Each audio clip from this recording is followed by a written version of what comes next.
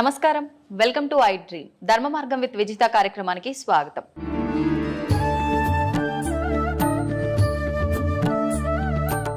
సనాతన ధర్మం, మన ధర్మం చాలా గొప్పది. సనాతన ధర్మం గురించి మనం ఈ మధ్య కాలంలో ఎక్కువగా వింటున్నాం. అసలు ఏంటి సనాతన ధర్మం, మనం ధర్మం గురించి ఏం తెలుసుకోవాలి, అసలు మన ధర్మం గురించి ఏం మిస్ అవుతున్నాం, నేటి తరానికి ఏం అందిస్తున్నాం. మన సనాతన ధర్మం కోసం చాలా మంది గొప్ప గొప్ప వాళ్ళు ఎన్నో సంవత్సరాలుగా సాధనలు చేసి వాళ్ళు ఎంతో కృషి చేసి ఆ గొప్పతనం గురించి మనందరికీ తెలియజేయడం కోసం ఎప్పుడు నిరంతరం కృషి చేస్తూనే ఉంటారు, తపన పడుతూనే ఉంటారు. అయితే ఇంత ప్రయత్నం చేస్తూ ఇంతమంది మనకు చెబుతున్నా కూడా ప్రస్తుత సమాజంలో సనాతన ధర్మం గురించి మనం కొన్ని నెగిటివ్ గా మాటలు వినటం, దాని గురించి మాట్లాడడానికి వచ్చిన వాళ్ళ గురించి కూడా విమర్శలు చేయటం, రకరకాల మాటలు విమర్శలు వింటూనే ఉన్నాం. ఈ మధ్య కాలంలో కొత్తగా మనం మన ఆలయాల పైన దాడులు జరగటం కూడా చూస్తున్నాం. అసలు ఇదంతా ఎందుకు జరుగుతోంది, ఇలాంటి మరిన్ని విషయాలు ఇప్పుడు స్వామీజీతో మాట్లాడి తెలుసుకుందాం. ప్రస్తుతం నాతో పాటు ఉన్నారు శ్రీ శ్రీ శ్రీ ఆదిత్య పరాశ్రీ గారు. ఇప్పుడు వారితో మాట్లాడేద్దాం. నమస్కారం అండి. నమస్తే అమ్మా. శ్రీమాత్రే నమః. శ్రీ గురుభ్యో నమః. స్వామీజీ, సనాతన ధర్మం, మనకు సనాతన ధర్మం అనేది ఇప్పుడు కొత్తగా కనిపెట్టింది, వచ్చింది, సృష్టించింది అయితే ఏమీ కాదు. కానీ ప్రస్తుత రోజుల్లో ఎక్కువగా వింటున్నాం ఆ మాటని.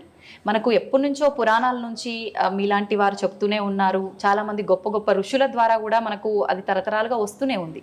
కానీ ఈ మధ్యకాలంలో ఎక్కువ వింటున్నాము అని అంటే మన సనాతన ధర్మం యొక్క విలువలు తగ్గిపోతున్నాయి కాబట్టి మళ్ళీ పెంచే ప్రాసెస్లో ఎక్కువగా వింటున్నాం అంటారా? ఏమంటారు మీరు దాని గురించి? తగ్గలేదు. ధర్మం ఎప్పుడు కూడా చైతన్యపూర్వకంగానే ఉంటుంది. ధర్మం ఎప్పుడు తగ్గదు. పెరగడం అనేది కాదు. కానీ ఈ మధ్యలో సమాజంలో జరుగుతున్న కొన్ని జరగకూడని సంఘటనలను దృష్టిలో పెట్టుకొని స్వామీజీలు కూడా స్వచ్ఛందంగా వచ్చి చెప్తున్నారు, ఇది తప్పయ్యా, మీరు ఇలా ఉండండి, మన ధర్మం ఇంత గొప్పది, దాన్ని కాపాడండి, భావి తరాలకు ఇవ్వండి అని చెప్పడం ద్వారా అన్నిటికన్నా గొప్ప అంశం ఇక్కడ చెప్పుకోవాల్సిన విషయం, మీ ప్రశ్నకు తగు సూటిగా సమాధానం, సోషల్ మీడియా చాలా గ్రేట్ ఇప్పుడు. అవునండి. అప్పట్లో ఒక ప్రదేశంలో ప్రవచనాలు ఏర్పాటు చేసి 100 మందికి ధర్మం చెప్పేవాళ్ళం, జ్ఞానం చెప్పేవాళ్ళం. ఇప్పుడు ఇలా మాట్లాడడం ద్వారా కొన్ని లక్షల మందికి అంశం వెళ్తుంది, సబ్జెక్టు. ఇలా ప్రతి స్వామీజీ ముందుకు వచ్చి ధర్మ ప్రచారం చేయడం వలన అందరికి అది చెవిలో తాండవిస్తుంది. ఇప్పుడు ధర్మం ధర్మం ధర్మం ధర్మం అని. భావి తరాలకు అనుకోండి, ప్రపంచానికి, ప్రకృతికి, అందరికీ కూడా సనాతన ధర్మం చాలా అవసరం. ఇప్పుడు ఇది కార్తీక మాసం. అవునండి. కార్తీక మాసంలో కార్తీక దీపాలు పెట్టే కాన్సెప్ట్ ఉంది. ఇందులో ఎంత సైన్స్ ఉందంటే అసలు వాస్తవంగా అద్భుతం. వాతావరణ ప్రతికూల పరిస్థితిని క్రమబద్ధీకరించడానికి కార్తీక మాస ప్రవేశితంలో దీపాలు పెట్టే కాన్సెప్ట్ ఇచ్చారు మన వాళ్ళు. ప్రపంచ దేశాలంతా కూడా ఇప్పుడు గ్లోబల్ వార్మింగ్ పెరిగిపోతుందని, నేచర్ని ఎట్లా కూల్ చేయాలనే పనిలో పడ్డారు వాళ్ళు. ప్రకృతిక కాలుష్యాన్ని ఎట్లా నియంత్రించాలనే పనిలో పడ్డారు వాళ్ళు. ఉన్న పనులు పక్కకెట్టుకొని ఈ పనిలో పడ్డారు. ఇప్పుడు కొన్ని దేశాల్లో స్టార్ట్ అయింది, 1.5 year అవుతుంది స్టార్ట్ అయ్యి. మన దేశంలో ఆధ్యాత్మికతతో ముడికడుతూనే ప్రకృతిని క్రమబద్ధీకరిస్తూ మానవాళికి లాభాలు ప్రసాదించే కాన్సెప్ట్ మన వాళ్ళు అప్పటి నుంచే పెట్టారు. అన్ని రకాలుగా బ్యాలెన్స్ అనేది జరుగుతుంది. న్యాచురల్ సీడ్స్ నుంచి తీసిన ఆయిల్ని జ్యోతి వెలిగిస్తే తద్వారా కాంతి, ఆ కాంతి నుంచి కూడా ఒక అద్భుతమైనటువంటి లేజర్ థెరపీ అనేది నేచర్లో ఇన్పుట్ అవుతుంది. ఆ ధూమం నుంచి కూడా, ధూమం గాలిలో కలవడం ద్వారా కూడా ప్రకృతి చల్లబడుతుంది. అన్ని జీవరాశులకు, ఏ జీవరాశికి ఎంత మోతాదులు అందాలో అంత మోతాదులో ప్రాణవాయువు అందుతుంది.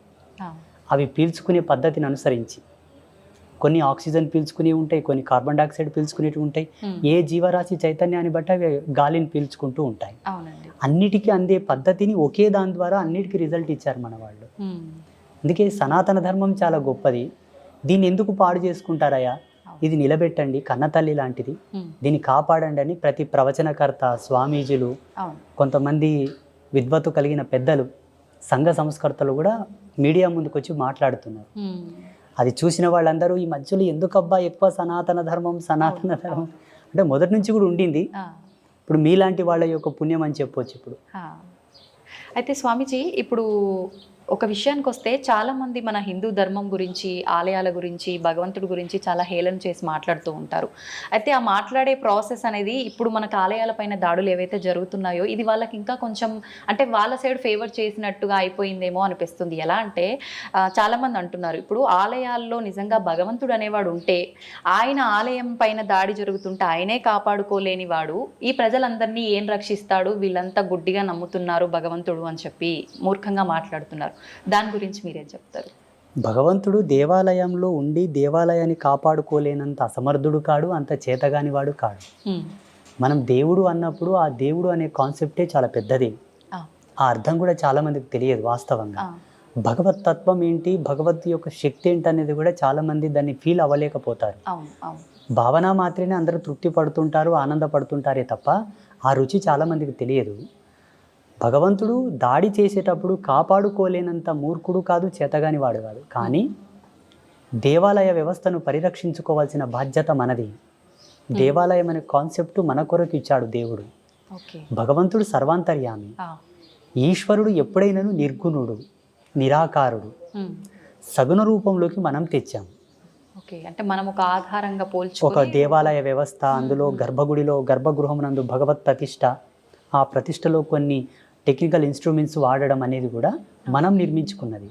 అదొక భావనాత్రయం కోసం నిర్మింపబడినటువంటి వ్యవస్థ. మనము నిర్మించాము కాబట్టి కాపాడుకోవాల్సిన బాధ్యత మనదే. ఉదాహరణకి అందరికి అర్థం అవ్వాలంటే మన శరీరంలో ఇన్ని అవయవాలు ఉన్నాయి. ఉదాహరణకి చేతి ఉంది, మన శరీరంలో ఉన్నదే కదా చేతి కూడా ఒకటి పార్టే కదా.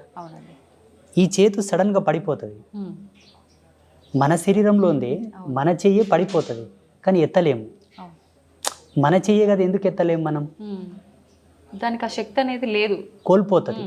ఈ పార్ట్, ఈ అవయవం మొత్తం శక్తిని కోల్పోవడం వల్ల, చైతన్యం కోల్పోవడం ద్వారా ఇది పని చేయకుండా పడిపోతుంది. మిగతా అవయవాలు పనిచేస్తాయి.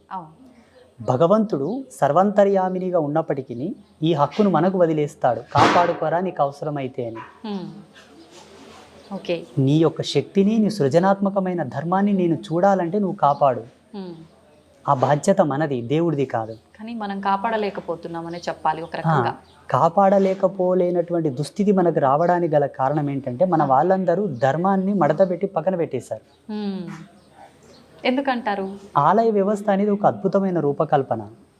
వాస్తవంగా ఇంతటి డిజైనబుల్, ఇంతటి విజనరిటీ అనేది వేరే రిలీజియన్స్లో లేదు, మన దాంట్లో ఉంది. కారణం ఏంటంటే మన ఋషులు అంతా కూడా దీన్ని ఎకనామికల్ సర్క్యులేషన్ కింద తీసుకొచ్చారు. ఒక దేవాలయ వ్యవస్థలో ఆల్ క్యాస్టిజం అంటే అన్ని కులాల వాళ్ళు, అన్ని వర్గాల వాళ్ళు లాభం పొందడానికి ఒక ఫ్యాక్టరిజం అది. చాలా డెప్త్గా మన వాళ్ళు గుజుగూర్చారు వాటిని. చూడడం అది రోజు దేవాలయంలో పురోహితులకు జీతభత్యాలు వస్తుంటాయి. దేవాలయంకి వచ్చేవాళ్ళు దీపం వెలిగిస్తే అందులో ఆయిల్, ఆ పత్తి, పసుపు, కుంకుమ అవి తయారు చేసే ఫ్యాక్టరీలో ఎంతోమంది పనిచేస్తుంటారు. వాటిని అమ్మే వాళ్ళకు ఉపాధి దొరుకుతుంది. వీటి వల్ల నేచర్కి ఎటువంటి ఎఫెక్ట్ ఉండదు. ఇంకా ఈ పూజల ద్వారా నేచర్ సస్యశ్యామలంగా క్రమబద్ధీకరించబడుతుంది. దేవత యొక్క చైతన్య శక్తి ఉద్వత్తుకి వెళ్ళిన తర్వాత మానవాళి అంతా కూడా సస్యశ్యామలంగా ఉంటారు. వాళ్ళ ఆలోచన విధానం, వాళ్ళ దార్శనికత కూడా పాజిటివిటీ వైపు వెళ్తూ ఉంటుంది. అక్కడ దేవాలయంలో చేసే పూజా విధానం తాలూకు వివరాలు, అట్లా ప్రతిదీ కూడా లాభమే ఉంటుంది. మన సనాతన ధర్మంలో దేవాలయాన్ని కాపాడుకోవాల్సిన బాధ్యత, దేవాలయ పరిరక్షణ, సంఘ సంస్కర్తలతో కూడుకున్నటువంటి నిర్ణయం, మన నిర్ణయం, అందరి నిర్ణయం. ఇది దేవుడికి వదిలివేయకూడదు. వదిలివేయడం కూడా మూర్ఖత్వం. ఎందుకో నాకు చాలా చిన్నగా అనిపిస్తుంది, దేవుడు కాపాడుకోలేదా, దేవుడు కాపాడుకోలేడా అంటే. అనంత శక్తిని ఈ తుచ్చమైన దాడితో పోల్చకూడదు అనుకుంటాను నేను.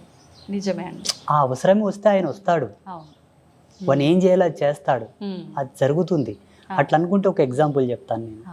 గాన్గాపూర్కు దగ్గరలో ఒక అమ్మవారి దేవాలయం ఉంది, ఒక చిన్న పల్లెటూరులో. అక్కడ ఉండే వాళ్ళంతా మహారాష్ట్రియన్స్ కదా, మరాఠీ వాళ్ళు. అయితే పరస్పరమైనటువంటి గొడవలు జరిగి మా పొలం గుండా దేవాలయంకి వెళ్తున్నారని చెప్పి ఆ దేవాలయమే కూల్చివేస్తే అక్కడ ఎవరు వెళ్ళరు కదా అని చెప్పేసి ఆ పక్క పొలం ఆయన వెళ్ళి ఆ గుడిని కూల్చడానికి వెళ్ళాడు. గుణపం వేయగానే ఆయనకు ఒక కరెంట్ షాట్ తగిలేసి ఆయనకు ఫిట్స్ వచ్చినలాకై పడిపోయాడు. నోట్లో నుంచి నురుగు వచ్చి పడిపోయాడు. హాస్పిటల్ తీసుకెళ్లే లోపు ఆయన చనిపోయాడు. అక్కడ షాక్ సర్క్యూట్ ఏమైనా జరిగిందేమో అని చెప్పేసి టెస్టులు చేశారు, కానీ అక్కడ కరెంటే లేదు, అడవి. చేళ్ల పొలాల మధ్యలో ఉండే ఒక అడవి. మరి ఎలా జరిగిందయ్యా అనేది ఇంతవరకు ఎవరు అర్థం కాలేదు. ఇంకా అర్థం కాకపోవడానికి ఏముంది స్వామిజీ, అక్కడ భగవత్ శక్తి. అప్పటి నుంచి ఆ దేవాలయానికి వెళ్ళే వాళ్ళ సంఖ్య పెరిగింది, పూజల సంఖ్య పెరిగింది, అక్కడ జాతరలే జరగడం మొదలుపెట్టాయి. ఇప్పుడు ఇలా చాలా జరుగుతున్నాయి. మనం ఒకటి గ్రహించాల్సింది ఏంటంటే, ఆలయ వ్యవస్థను సద్ధర్మానుసారంగా నిర్మిస్తున్నారా? అంటే ఆచారం ప్రకారం భగవంతుడు ప్రాణహితముతో ప్రాణ చైతన్య శక్తితో అక్కడ ప్రతిష్ఠించబడుతున్నాడా? It's point. ఎన్ని మంత్రోక్త సంయుక్తంగా దేవుని కూర్చోబెట్టాలి, ఏ పద్ధతితో కూర్చోబెట్టాలని ఆగమాది పద్ధతులతో పూజలు చేసి ప్రతిష్ఠిస్తున్నారా? ఏదో వాళ్ళకు తోచిన పంచోపచార షోడశోపచార పూజలు చేసి ప్రతిష్ఠిస్తున్నారు అన్నది కూడా పాయింటే. రూపమాత్రకంగా దేవాలయము దేవుడు, కానీ అసలైన పద్ధతితో కనుక దైవ స్థాపన జరిగితే మనం టచ్ చేయడానికి కూడా భయపడాల్సిన అవసరం వస్తుంది. అంటే మనం స్థాపించేటప్పుడు చేసే ఆ సాంప్రదాయాలు పద్ధతుల ప్రకారమే అక్కడ శక్తి కొలువై ఉంటుంది. 100%. మళ్ళీ స్వయంభూ దేవాలయాలకు అది అవసరం లేదు. వాళ్ళకుగా వాళ్ళు ఉద్భవించి ఉంటారు కాబట్టి ఆటోమేటిక్గా అక్కడ పవర్ ఉంటుంది. అయితే స్వామీజీ, ఇప్పుడు చాలా మంది మనం భగవంతుడు అంతటా ఉన్నాడు అనుకున్నప్పుడు దేవాలయాలకి వెళ్ళటానికి కూడా ఇంట్రెస్ట్ లేకుండా చాలా మంది క్షేత్రాల విషయానికి వస్తే మాత్రం ఖచ్చితంగా సంవత్సరంలో ఒకసారి 2 సార్లు వెళ్ళటానికి ఇష్టపడుతూ ఉంటారు. ఎందుకని? ఎక్కడైనా భగవంతుడే కదా, అక్కడికి వెళ్ళాలన్న ఆసక్తి ఎందుకు చూపుతారంటారు? మనకు సమ్ కైండ్ ఆఫ్ నాలెడ్జ్ కావాలంటే యూనివర్సిటీకి వెళ్తాం, కాలేజ్కి వెళ్తాం. పోనీ ఇంట్లో చదువుకున్న చదువే, కాకపోతే అదొక అద్భుతమైన ప్రదేశం విద్యను ఆర్జించడానికి. అలాగే భగవత్ శక్తిని, ప్రాకృతిక అంతర్గతంగా ఉండేటటువంటి ఈశ్వర చైతన్యమును ఒక చేత డిపాజిట్ చేయడానికి, పోగు చేయడానికి, ఒక చేత ఆవాహన చేయడానికి అదొక కేంద్రకమైనప్పటికీ అక్కడి నుండి లోక కళ్యాణయుక్తమైన చైతన్య శక్తిని ప్రసరింపజేయడానికి అది అనువైన ప్రదేశం. ఇంకొక పద్ధతులు చెప్పాలంటే, మన ఇళ్ళలో కూర్చొని జపతపాదులు చేసుకోవచ్చు, ఇంట్లో పూజా గదిలో కూడా పూజలు చేసుకోవచ్చు. ఇది పుణ్యమే, పురుషార్థమే. ఇంతకన్నా మించిన శక్తి మనకి ఏదైనా అవసరం అనుకుంటే దేవాలయానికి వెళ్ళాలి. సమ్ ఎనర్జీ లెవెల్స్ అవి. దేవాలయంలో స్వచ్ఛత ఉంటుంది, పరిపూర్ణత ఉంటుంది, పవిత్రత ఉంటుంది, నిత్య శుద్ధ సంభానం ఉంటుంది. అక్కడ నిత్య శుద్ధ సంభానం అంటే భగవంతునికి అంత శాస్త్రోక్తిగా పూజలు జరుగుతూ ఉంటాయి అక్కడ. ఉదాహరణకు చెప్పాలంటే అక్కడ మరణ సంకేతాలు ఉండవు, సావు సమృద్ధి అనేది అక్కడ ఉండదు, డెలివరీస్ అక్కడ జరగవు, శౌచం అనేది అక్కడ ఉండదు. అది స్థాపించినప్పటి నుండి భూమి అంతమయ్యే వరకు అక్కడ పవిత్రతనే ఉంటుంది. కాబట్టి దేవాలయ దర్శనం ఆత్మ దర్శనంతో సమానం. ఇప్పుడు లైవ్లో మనం సోల్ని బయటికి తీసి మాట్లాడలేము కదా, ఆత్మతో సంభాషించలేము కదా. దేవాలయ దర్శనం ఆత్మ సంభాషణ సంయుక్తం. భగవంతుడికి మనకు మధ్యలోన లైవ్లో మనం దేవునితో మాట్లాడినట్టుగా అక్కడ మనకు సిగ్నల్ ఉంటుంది. ఇంట్లో మనకు అది దొరకదు, ఎంత ప్రయత్నించినా దొరకదు. తప్పకుండా దేవాలయ దర్శనం చేస్తే మనకు ఒకసారి పరీక్ష చేసుకున్నట్టు లెక్క. ఆత్మ విమర్శ అనుకోండి, ఆత్మ పరీక్ష అనుకోండి, కానీ తప్పకుండా దేవాలయ దర్శనం చేయాలి. అయితే ఇప్పుడు మీరు ఇందాక అన్నట్టుగా చాలామంది దేవాలయం నిర్మించేటప్పుడు ఏవైతే పాటించారో శాస్త్ర ప్రకారంగా లేదో తెలియదు, కానీ దేవాలయం నిర్మించడం అయితే జరుగుతుంది, కానీ జరగాల్సిన పూజలు క్రమంగా జరగవు. ఒక రకంగా చెప్పాలంటే మనకు పడవబడిపోయిన ఇల్లు అంటారు కదండి, ఆ రకంగా అయిపోతాయి. ఏదో పొద్దున కాసేపు తీసామా, హారతి ఇచ్చామా, వెళ్ళిపోయామా అనే టైప్లో ఉంటుంటాయి. నిజంగా ఇటువంటి గుళ్ళకి వెళ్ళటం వల్ల ఫలితం ఉంటుందంటారా? అక్కడ శక్తులు ఉంటాయంటారా? వాళ్ళ యొక్క నమ్మకాలకు విశ్వాసాలకు అనుగుణంగా నియమించుకున్న కేంద్రకాలు అవి. ఆలయ మర్యాదకు ఎన్నో ధర్మాలు ఉన్నాయి, దేవాలయ ప్రతిష్ట వెనుకాల ఎన్నో మూలాలు ఉన్నాయి. వాటన్నిటికి అనుగుణంగానే అక్కడ ఉపచారములు, పూజలు, హోమ ధూమాదులు, ఉత్సవాలు, జాతరలు, తిరణాళ్ళు జరగాలి. కొంతమంది రాజకీయాలు అడ్డం పెట్టుకొని, కులమని, వర్గమని, ప్రాంతమని భేదాలు అడ్డం పెట్టుకొని కూడా చేస్తలేరు. కాకపోతే అటువంటి ప్రదేశంలో భగవంతుడు ఉంటాడు, కాకపోతే మన అనుగుణమునకు, మన భావానికి తగ్గట్టుగా వాళ్ళు స్పందించలేకపోవచ్చు. కారణం ఎప్పటికప్పుడు అక్కడ తగిన ఉపచారములు జరగటం లేదు కాబట్టి. అందుకే ప్రసిద్ధ పుణ్యక్షేత్రాల్లో నియమావళిని క్షణకాలమంతయు కూడా వాళ్ళు విస్మరించకుండా ఉపచారములు చేస్తూ ఉంటారు. నియమం క్షణం కూడా వాళ్ళు తప్పనివ్వరు. భగవంతునికి నివేదన, ఉత్సవాలు సమయం ప్రకారం చాలా అద్భుతంగా చేస్తుంటారు. తిరుమల తిరుపతి దేవస్థానం ఉంది, ప్రసిద్ధ దేవాలయం, శ్రీశైలం ఉంది. అక్కడ ఏమైనా జరగనివ్వండి, భగవత్ కైంకర్యమునకు మాత్రం వాళ్ళు అపవిత్రం కానివ్వరు. శాస్త్రోక్తిగా ఆగమాది పద్ధతులను అనుసరించి చేస్తారు. అక్కడ మనకు కావాలనుకున్నటువంటి పవర్ నువ్వేమైనా చేయాలనుకుంటే అక్కడ మీకు ఎనర్జీ కనిపిస్తుంది. ఎంతోమంది రీసెర్చ్ చేశారు ఆ కాలంలో. స్టెథోస్కోప్ చెవిలో పెట్టుకొని ఆ శివలింగం మీద స్టెథోస్కోప్ పెట్టి చూశారు. హార్ట్ బీట్ లెవెల్స్ లాగానే వాళ్ళకు ధ్వని వినిపించింది. శ్రీశైలంలో ఇక్కడ మనకు మంత్రాలయ క్షేత్రం ఉంటుంది, రాఘవేంద్ర స్వామి బృందావనం. ఆ బృందావనంని కూడా టెస్ట్ చేశారు. బ్రహ్మంగారి యొక్క సమాధిని కూడా టెస్ట్ చేశారు. కంచి కామాక్షి దేవత పరదేవత అమ్మవారి పాదాల దగ్గర రీసెర్చ్ చేశారు. ఎన్నో అద్భుతాలు ఉన్నాయి. అంటే సజీవ సాక్ష్యమైనటువంటి ధర్మాలు మనకు ఉన్నప్పటికీ కూడా మన వాళ్ళు ఎందుకు ఇట్లా తయారవుతున్నారని ఒక్కొక్కసారి మాకే సందేహం వస్తుంది. ఎన్నో అద్భుతాలు ఉన్నాయి మన దాంట్లో. అవును, అవునండి. ఎందుకంటారు భగవంతుడు మరిపిస్తున్నాడు అంటారా ఇవన్నీ? మరి ఇవన్నీ చూసిన తర్వాత కూడా ఇప్పుడు ఒక శక్తి ఏదైనా జరిగిందని తెలియగానే అమ్మో భగవంతుడు ఉన్నాడు అని చెప్పి కొన్ని రోజులంతా హడావిడి చేస్తుంటారు. తర్వాత అన్నీ మర్చిపోయి నార్మల్గా ఏమీ లేదు అంత ఒక మూఢనమ్మకం అని మళ్ళీ వాళ్ళే పక్కన పెట్టేస్తుంటారు. ఎందుకంటారు? పటిష్టమైన ధర్మాన్ని వాళ్ళు అవలంబింపలేదు కాబట్టి తాత్కాలికమైన సుఖాల వెంట పరిగెడుతున్నారు. అవును. అంటే స్వల్పకాలికమైన అనుభవాలు ఇచ్చేటటువంటి కేంద్రకాలకు వాళ్ళు వెళ్తున్నారు, చిన్న చిన్నటివి. అలా కాకుండా మనకు సనాతన ధర్మంలో చెప్పినటువంటి విలువలకు మనం ఎప్పుడు నిలబడగలిగితే జ్ఞానాన్ని ఎప్పుడు ఎలా వాడుకోవాలో ఆ ధర్మమే మనకు బాట చూపుతూ ఉంటుంది. సాంప్రదాయకమైన ఆచారాలు కొన్ని ఉంటాయి, దేవాలయానికి సంబంధించిన ఆచారాలు కొన్ని ఉంటాయి. ఇవన్నీ పాటిస్తూ ఉంటే ఎప్పటికెప్పుడు మన జ్ఞానానికి అవి స్పృహణ తెప్పిస్తూ ఉంటాయి, సిగ్నల్ ఇస్తూ ఉంటాయి. మనకు ధర్మం కాస్త తప్పేటటువంటి సందర్భం వచ్చినప్పటికీ వెనకనే మనకు ధర్మం యొక్క బాధ్యతలు గుర్తుకు తెస్తూ ఉంటాయి. ఇందుకు ప్రధానమైన కారణం ఏంటంటే మన పెద్దలు మనకిచ్చిన ఆచార మర్యాదలను మనం ఆచరించడం లేదు. అయితే ఇప్పుడు మన సనాతన ధర్మాన్ని మనం కాపాడుకోవాలంటే దాని గురించి ముందుగా మనం తెలుసుకోవాలి, దాన్ని ఆచరిస్తూ ఉండాలి. ఇవన్నీ ఆచరించాలి అని అంటే మనం సాంసారిక జీవితంలో ఉన్నప్పుడు ఇవన్నీ సాధ్యపడతాయి అంటారా? అసలు ప్రతిదీ కూడా సంసారికుల కోసమే పెట్టారు. సనాతన ధర్మంలో సన్యాసుల కోసం తక్కువ ఉన్నాయి. 1% మాలాంటి సర్వసంగ పరిత్యాగులకుంటే ఆ 1% కూడా మా అనుష్ఠాన విధికి, ఉపాసన మార్గమునకు, మంత్ర మార్గానికి, తంత్ర మార్గానికి, యంత్ర మార్గానికి, వేదాంత సంవాదానికి సంబంధించినవైతే మిగిలినవంతంతా కూడా రాజయోగ ధర్మంలో సంసారికుల కోసం ప్రవేశపెట్టినవే. ప్రతిదీ కూడా ఆలయం అంటేనే నిత్య సౌమంగళ్య వర్ధిని అనగా సంసారికం. ఆలయంలో రాజోపచార పూజలు జరుగుతాయి.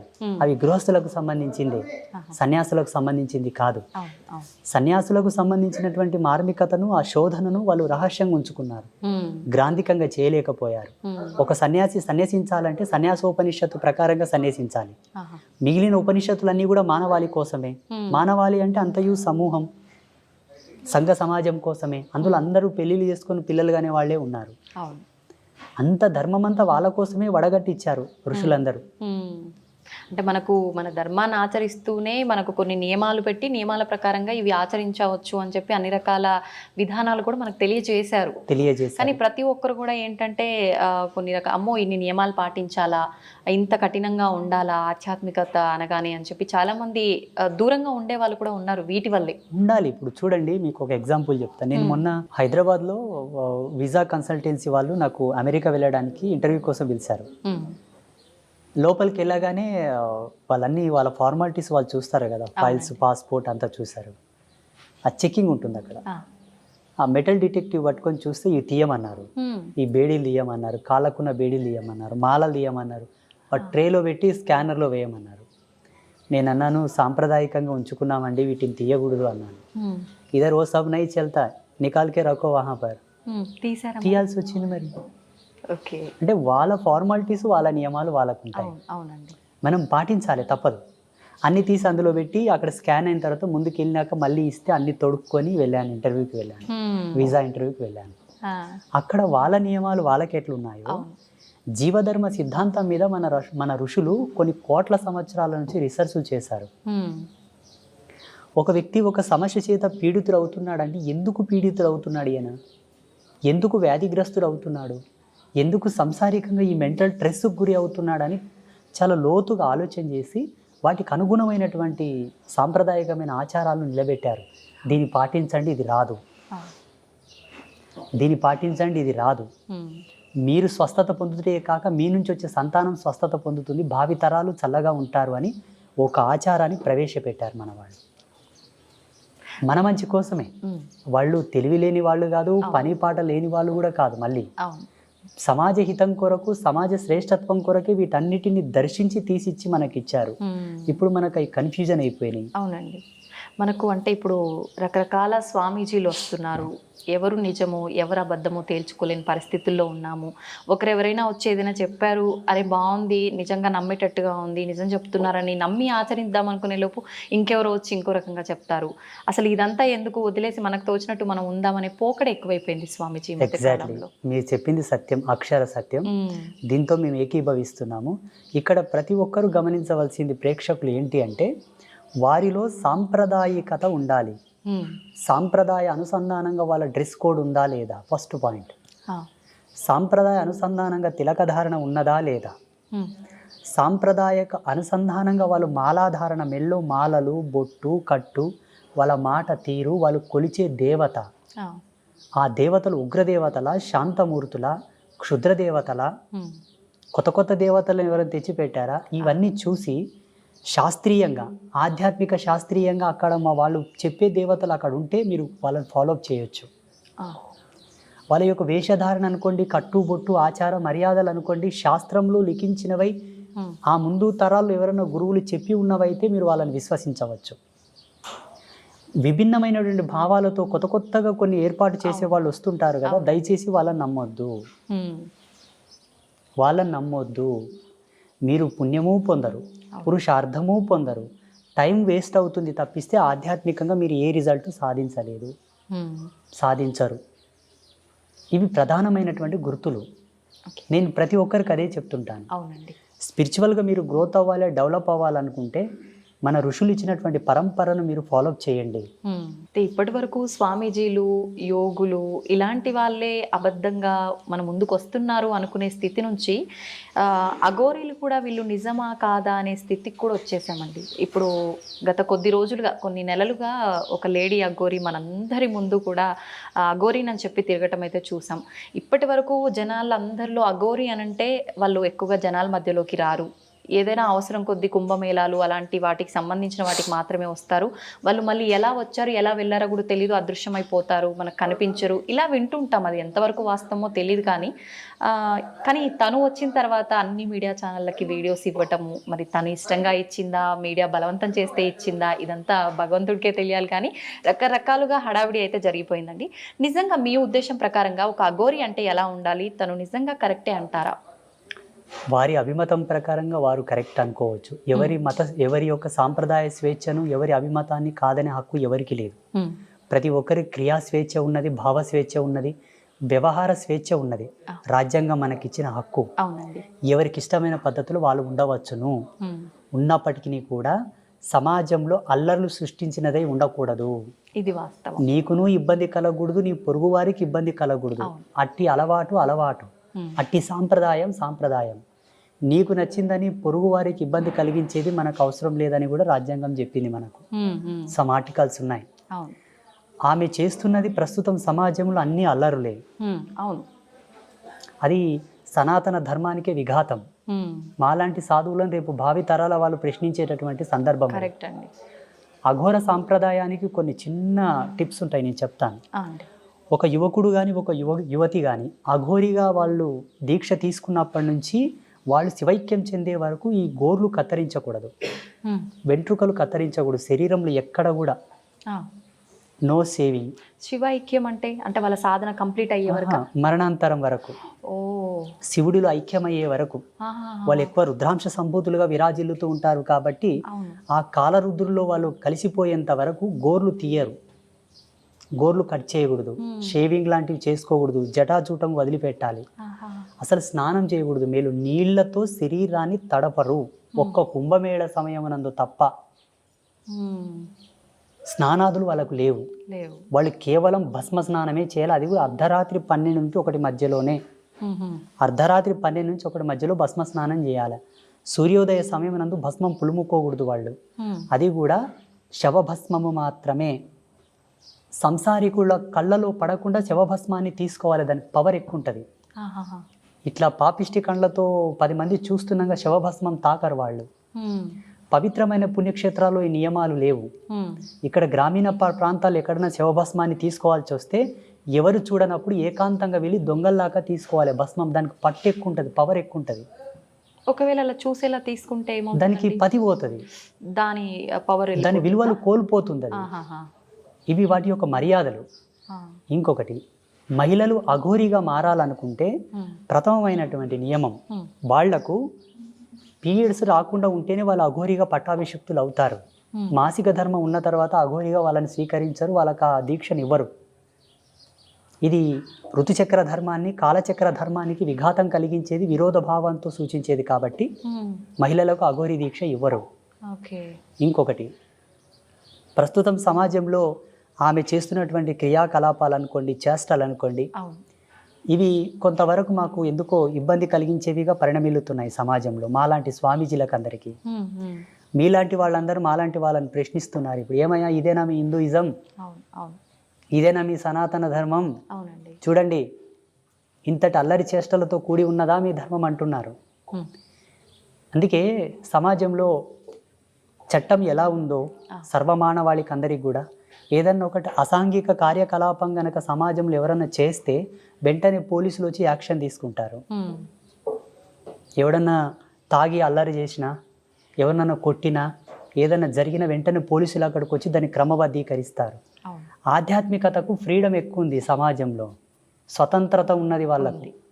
పోనీ స్వతంత్రం అందరికీ ఉందంటే మాలాంటి వాళ్ళకి లేదు. మళ్ళా మేము ఎక్కడైనా ఒక స్టేజ్ ప్రోగ్రామ్ చేసి జ్ఞాన విజ్ఞాన సభలు ఏర్పాటు చేసి జనాలను పరివర్తన వైపు తీసుకొస్తుంటే మాకు ఆంక్షలు పెడతారు.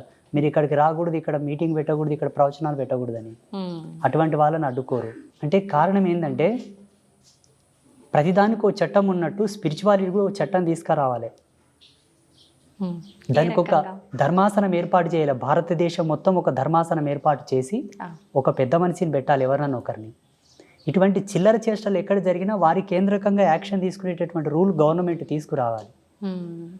అయితే చాలామంది తను నిజమే అని చెప్పి అఘోరి దీక్షలు తీసుకునేటప్పుడు, సాధన చేసేటప్పుడు కొన్ని సంవత్సరాల పాటు వాళ్ళు సాధన చేసిన తర్వాత వాళ్ళకు ఒక ఐడెంటిటీ కార్డు లాంటిది వస్తుందని చెప్పి, తన దగ్గర అది ఉంది అని చెప్పి తను పుర్రెలో తినటము ఇవన్నీ చూసి చాలామంది నిజంగా తను అఘోరినే అని చెప్పి చెప్పడం వింటున్నాం కదా, దాని గురించి మీరు ఒక 1 year 2 years మీరు ఆగి చూడండి ఆమె పరిస్థితి ఎలా అవుతుందో. దైవత్వం ఆడంబరం కాదు, దైవత్వం ప్రదర్శన కాదు, దైవత్వం దికావత్ కాదు. అగర్ దీని ఆడంబర స్థితికి ఆటవికంగా కనుక మనం తీసుకుంటే దైవమే కాలనాగై కాటివేస్తుంది. జాగ్రత్త. నాకైనను అది శరతే, నాకైనను. బ్రహ్మలకైనది తగలేదు కదా. అవునండి. ఆమె సత్యమంతురాలా పవిత్రురాలా అన్నది మీరు నేను తర్కించుకోవాల్సిన విషయం కాదు. భగవంతుడు అటువైపు ఉన్నది ఒక యాంకర్, ఇటువైపు ఉన్నది ఒక సన్యాసి, బాల సన్యాసి, ఆ జన్మాంత బ్రహ్మచారి. నాలాంటి యోగంలో సమబుద్ధి ఉంటే తర్కించుకోవచ్చు, చర్చ చేసుకోవచ్చు. యోగ మూలాలను అనుసరించి అఘోర పరంపర ఎక్కడి నుంచి వచ్చింది, ఇప్పటి వరకు నియమాలు ఏంటనేది సమబుద్ధిగా చర్చ చేసుకోవచ్చు. మీకు తెలియదు, ఆ మూలాలు మీకు అనుభవంలోకి లేవు. అయితే నేనేమంటున్నానంటే సత్యమైన అఘోరీలు సావు సమృత ఉన్న పొలిమేరకు రారు. వాళ్ళు ఆ పొలిమేరలో అడుగు పెట్టడానికి ఇష్టపడరు. అది ప్యూరిటీ, రియాలిటీ, అసలైన అఘోరి పరంపరలో ఉండే నియమాలు ఇవి. ఇక కపాలంలో తినడం అంటారా, వాళ్ళకు వాస్తవంగా కపాల మోక్షం జరగవలే. అంటే కపాల మోక్షం అంటే జీవుడు సహస్రారం గుండా బయటికి వచ్చి వాళ్ళతో సంభాషించడం కపాల మోక్షం. అది పెద్ద యోగం. అదందరికీ సాధ్యపడుతుందా? అలా సాధ్యపడిన వాళ్ళకి అది పుర్రే ఇస్తారు తిన్నింకే. లేదంటే నేను కూడా తీసుకొని తినవచ్చు రోజు. ఇప్పుడు నేను ప్రతిరోజు మట్టి మూకుళ్ళలో తింటాను, మట్టి పాత్రలో. ఇప్పటికీ వాళ్ళు ఏదన్నా ఇస్తే మట్టి పాత్రలో వేసుకొని తింటాను, మట్టి గ్లాసులో నీళ్ళు తాగుతాను, మట్టి కుండలో తింటాను. నేను 12 సంవత్సరాల నుంచి సన్యాసించినప్పటి నుంచి మట్టి పాత్రనే నా యొక్క భోక్తవ్యం. మీరు ఎక్కడికి వెళ్తే అటు తీసుకెళ్తారా? వెంటనే ఉంటుంది. ఇక లేదు, ఒకవేళ తీసుకెళ్ళలేదంటే ఎవరైనా మీలాంటి వాళ్ళు విస్తర్లో పెడితే అస్త్రమంత్రాలతో సంప్రోక్షణ చేసుకొని తింటాను. ఇది మా పద్ధతి. కపాలంలో భోజనం చేసేటటువంటి దమ్ము, ధైర్యము, అంతటి సాహసం కూడా అందరికి తగదు. ఆడంబరం కోసం తింటామంటే దాని షరతులు కూడా వర్తిస్తాయి. విత్ సైంటిఫిక్ ప్రూఫ్స్తో చాలా కెమికల్ రియాక్షన్ జరుగుతుంది. అందులో వేడివేడి అన్నం వేసినా, పాలు పోసినా, వాటర్ పోసినా. పుర్రి అంటే మళ్ళీ సామాన్యం కాదు కదా. మీరు దాన్ని ల్యాబ్లో టెస్ట్ చేసినా కూడా ఒక ఈ చర్మము ఈ అంతా ఊడిపోయిన తర్వాత ఆ పుర్రె ఉంటుంది కదా, ఆ పుర్రెని మనం ల్యాబ్లో టెస్ట్ చేసినా కూడా దాని చుట్టూ ఊరుతూ ఉండేటటువంటి ఎనర్జీ సీక్వెన్సెస్ అన్నీ కూడా చాలా నెగిటివ్ రోల్లో పాస్ అవుతుంటాయి. మనకు చచ్చిపోతారు తింటే, ఇబ్బందులు చాలా వస్తాయి. ఇప్పుడు మీలాంటి వాళ్ళు చెప్పినప్పుడు ఇలాంటివి విన్నప్పుడు నిజమే కదా, ఇవన్నీ విన్న తర్వాత అఘోరి లాంటి ఇలా ఉండరేమో కదా, తను నిజం కాదు అనే ఒక ఆలోచన వచ్చిన వెంటనే తను చేసిన కొన్ని పనులు చూస్తుంటే, అంటే ఇప్పుడు మానవ మాతృలకు మాత్రం ఇంకొక మనిషి మాంసాన్ని తినడం సాధ్యపడదు. అది ఎంతో ఆమె రెగ్యులర్ మాంసం తింటుందా లేకపోతే ఎప్పుడన్నా కెమెరా ముందు గింత తినిందా? మీరు ఒక పని చేయాలి. నేను ఒక విషయం చెప్తానండి. మన ఐ డ్రీమ్ మీడియా ద్వారా ఇక్కడ అఘోరి టాపిక్ వచ్చింది కాబట్టి ఆమెతో ఒప్పించి 24 గంటలు ఒక లైవ్ కెమెరా, ఒక కెమెరామెన్ ఆమె ఏడ ఉంటుంది, ఏం చేస్తుంది అబ్జర్వ్ చేయమని చెప్పండి. మలమూత్ర విసర్జన అనేది అఘోరీలకు ఒక పెద్ద సాహసం. మీకు తెలియదు అంటే, అందుకే నేను చెప్పాను ఈ సంభాషణ మీకు తగదు. ఇప్పుడు చూడండి, నేను ఏకవస్త్రధారినై, కుట్టని బట్ట, ఏకవస్త్రధారణతో ఉండి, జటాజూటముతో ఉండి, ఒక సాంప్రదాయకంగా ఉండే ఈ జీవన విధానాన్ని, ఈ జీవన సరళిని, ఈ నైపుణ్యశీలతను క్రోడీకరించి విశదీకరించాలంటే అది విద్వత్తు శిఖామణులకే సాధ్యం. మీకు అర్థం కాదు. ఇప్పుడు మీరు చీర కట్టుకున్నట్టు నేను చీర కట్టుకున్నట్టే ఉన్నాము, అలాగే కొడుతుంది చూసేవాళ్ళం. బట్ ఇది సాంప్రదాయంలో ఒక భాగం. మీరు సువాసిని సాంప్రదాయంలో మీది ఒక భాగం. ఆమె గురించి టాపిక్ మనం ఎంత మాట్లాడుకున్నా ఎటు సాగనిది అవుతుంది. ఇది అది అటు సావదు, ఇటు బ్రతకదు. అంతే. మా బోటి వాళ్ళకు తెలుసు ఆమెని వాస్తవమా అవాస్తవం అన్నది. కానీ ఒకటి మాత్రం నాకు బాగా నచ్చింది ఆమె లోపల. ఒకటి బాగా నచ్చింది. సనాతన ధర్మం జై అంటుంది. సనాతన ధర్మానికి విఘాతం కలిగించే వాడిని ఎందుకు శిక్షించట్లేదని ధైర్యంగా మాట్లాడుతుంది. వాని నాకు వదిలిపెట్టండి బలిస్తానంటుంది. ఆ ధైర్యం బాగా నచ్చింది నాకు. ఆమె ఏమైనా అయ్యిండప్పటికి పాపం, తన పిచ్చి అనుకుందాము, తన వ్యక్తిగత స్వేచ్ఛ అనుకుందాం, వదిలేద్దాం. కానీ సనాతన ధర్మం గురించి నేను వచ్చాను, ధర్మాన్ని నిలబెడతాను, పోరాడతాను అంటుంది చూసారా. పెద్ద పెద్ద పీఠాధిపతులే మాట్లాడతలేరు. కరెక్టే అండి. ఒక పీఠాధిపతికి ప్రసిద్ధ పీఠాల గురించి, పేర్లు చెప్పొద్దు, ప్రసిద్ధ పీఠాల గురించి, మత విశ్వాసం పట్ల అనురక్తి కలిగిన వాళ్ళు, ధర్మం మీద ఎక్కువ ప్రేమ ఉన్న వాళ్ళు ఫారెన్ కంట్రీస్ నుంచి కోట్ల డబ్బులు పంపుతున్నారు వాళ్ళ ట్రస్టులకి. స్వచ్ఛందంగా బెంజ్ కార్లు డొనేట్ చేస్తున్నారు పీఠాలకు. ఎకరాలకు భూములు ఇస్తున్నారు. ఒక మహిళ ఒక ప్రసిద్ధ పీఠానికి తన శరీరం మీద 7 వారాల నగలు తీసి ఒక స్వామీజీ పాదాల దగ్గర ఇడిచిపెట్టింది మొన్ననే, 1 మంత్ కింద. స్వామీజీ పేరు చెప్పడం ఎందుకు లేదని, హైదరాబాద్లోనే. ఒక్కనాడన్న సనాతన ధర్మాన్ని ప్రతి ఒక్కరూ కాపాడండి అయ్యా. ఎక్కడన్నా మన దేవీ దేవతలకు ఎవడన్నా విఘాతం కలిగిస్తే మనం వెళ్ళి వాడిని ప్రశ్నిద్దాం, పోరాడదామని ఒక్క స్వామీజీ అని చెప్తున్నాడా? ఈ కోవతో చూసుకుంటే అఘోరి మాతనే గ్రేట్. అవును, ప్రతి ఒక్కరు కూడా అంటే ఏదైనా జరిగినప్పుడు మాట్లాడాలి అనేవారే తప్ప మా వరకు వస్తే చూసుకుందాంలే, ఇప్పుడు ఎందుకు మేము వెళ్ళి దూరటము అనే ఆలోచనలోనే ఉంటాం. అది తగదు. ఇదే సమాజ పతనానికి ఇదే కారణం.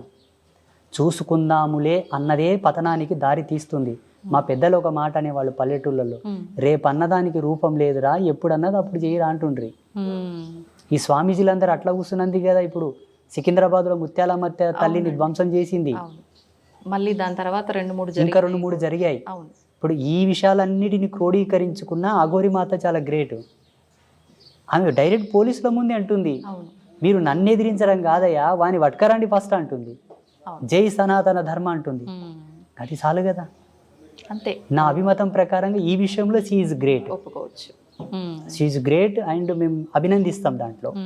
కాకపోతే కొన్ని చేష్టలు ఎలా ఉన్నాయంటే ఇతర మతాల వాళ్ళు మనని హేళన చేసే విధంగా ఉన్నాయి. మనం సమాజంలో తిరుగుతున్నామంటే సమాజ ధర్మాన్ని కూడా కట్టుబడి మనం ఉండాలి. మేమున్నాము తల్లి, అతీతమైన అవ్యాజమైన చిదానంద స్థితిలో విరాజిల్లుతూ ఉంటాము ధ్యానంలో. శరీరంతో మీతో మాట్లాడుతున్న వ్యవహారంలో మా భావనలు వేరు. మాకు దేని మీద వ్యామోహం లేదు. ధన మాన ప్రాణ మూడిటి మీద వ్యామోహం లేదు. మేము మొత్తం ఇప్పుకొని తిరగొచ్చు కదా, కొన్ని నియమాలు ఉన్నాయి. అయ్యో, సమాజంలో సాంఘిక నియమాల కట్టుబడే మనం బ్రతకవలే. అది ధర్మమే అది. తర్వాత మన వ్యక్తిగతమైనవి. దీనికి కట్టుబడే ఎందరో యోగులు అతీతమైనటువంటి భావజాలంతో ఉన్నప్పటికీ సమాజంలోకి వస్తే కొన్ని పద్ధతులతో నియమాలతో భద్రతాభావంతోనే వస్తారు, మళ్ళీ వాళ్ళ ఆశ్రమాలకు వాళ్ళు వెళ్ళిపోతారు. అఘోరి మాత ఏం చేస్తుందంటే మొన్న శ్రీకాళహస్తిలో ఆ పెట్రోల్ ఏదో పోసుకోవడం, అవునండి, అది ధర్మం కాదు. అక్కడున్నది నీ శివుడు, అక్కడున్నది నీ శివుడు.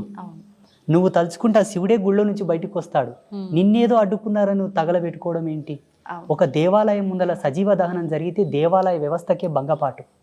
నీ ఆవేశం శివునికి విఘాతం కాదా? అయినా ఒక అఘోరీ తత్వంలో అంత ఆవేశము ఉండకూడదు, రియాక్షన్స్ ఉండకూడదు. అఘోరీ తత్వం అంటే పరమశాంతం. శివుడు యోగముద్రలో ఉన్నప్పుడు ఎంత శాంతం ఉంటాడో అంతటి శాంతం అఘోరి అంటే. ఘోరమైన చెయ్య ఏది ఉండకూడదు తల్లి. ఘోరత్వం వీడిన నాడే అఘోరత్వం వచ్చును. ఘోరమైన చేష్టలు ఏవీ ఉండకూడదు. ఆహార విచారాదుల్లో కూడా ఉండకూడదు, విచారంలో ఉండకూడదు, విహారంలో ఉండకూడదు, ఆహారంలో కూడా ఘోరత్వం ఉండకూడదు. అఘోరి సాంప్రదాయంలో మాంసం తినే కాన్సెప్ట్ వేరు, ఆ థియరీ వేరు. అది సాంప్రదాయకంగా గురువులు వాళ్ళకి పెట్టే పరీక్ష. దాన్నే తినుకుంటూ పోతే సస్తారు. ఓకే, అంటే అంత సాధనలు చేసినా వాళ్ళకు కూడా సరిపడదు, ఒక ఫార్ములా ప్రకారంగానే అది కూడా సరిపడదు. ఓకే, అయితే స్వామీజీ మన హిందూ ధర్మం విషయానికి వస్తే భగవంతుడు ఒక్కటే అంటాము, కానీ కొన్ని కోట్ల దేవతల రూపాలలో భగవంతుల్ని ఆరాధిస్తూ ఉంటాము. అయితే మనకు బ్రహ్మ విష్ణు మహేశ్వరులను సృష్టించింది కూడా ఆదిపరాశక్తి అమ్మవారే శక్తి అని అంటుంటారు కదా. మరి ఇంతమందిని ఆరాధించి పూజించే బదులు ఆ శక్తిని ఒక్కదాన్ని పట్టుకొని అమ్మ నువ్వే అని వేడుకుంటే సరిపోదంటారా? ఇక్కడ మత భేదం ఉంది, సాంప్రదాయ భేదం ఉన్నది. ఇందులో కొంత ఆధిపత్యం ఆధిక్యం కూడా ఉన్నది. పురుషుడి యొక్క ఆధిపత్యం చేతనే అమ్మవారి యొక్క పూజలకు వన్నె తగ్గింది. ఇప్పుడు చూడండి, ప్రసిద్ధ శక్తిపీఠాలకు అంత వైభవం లేదు.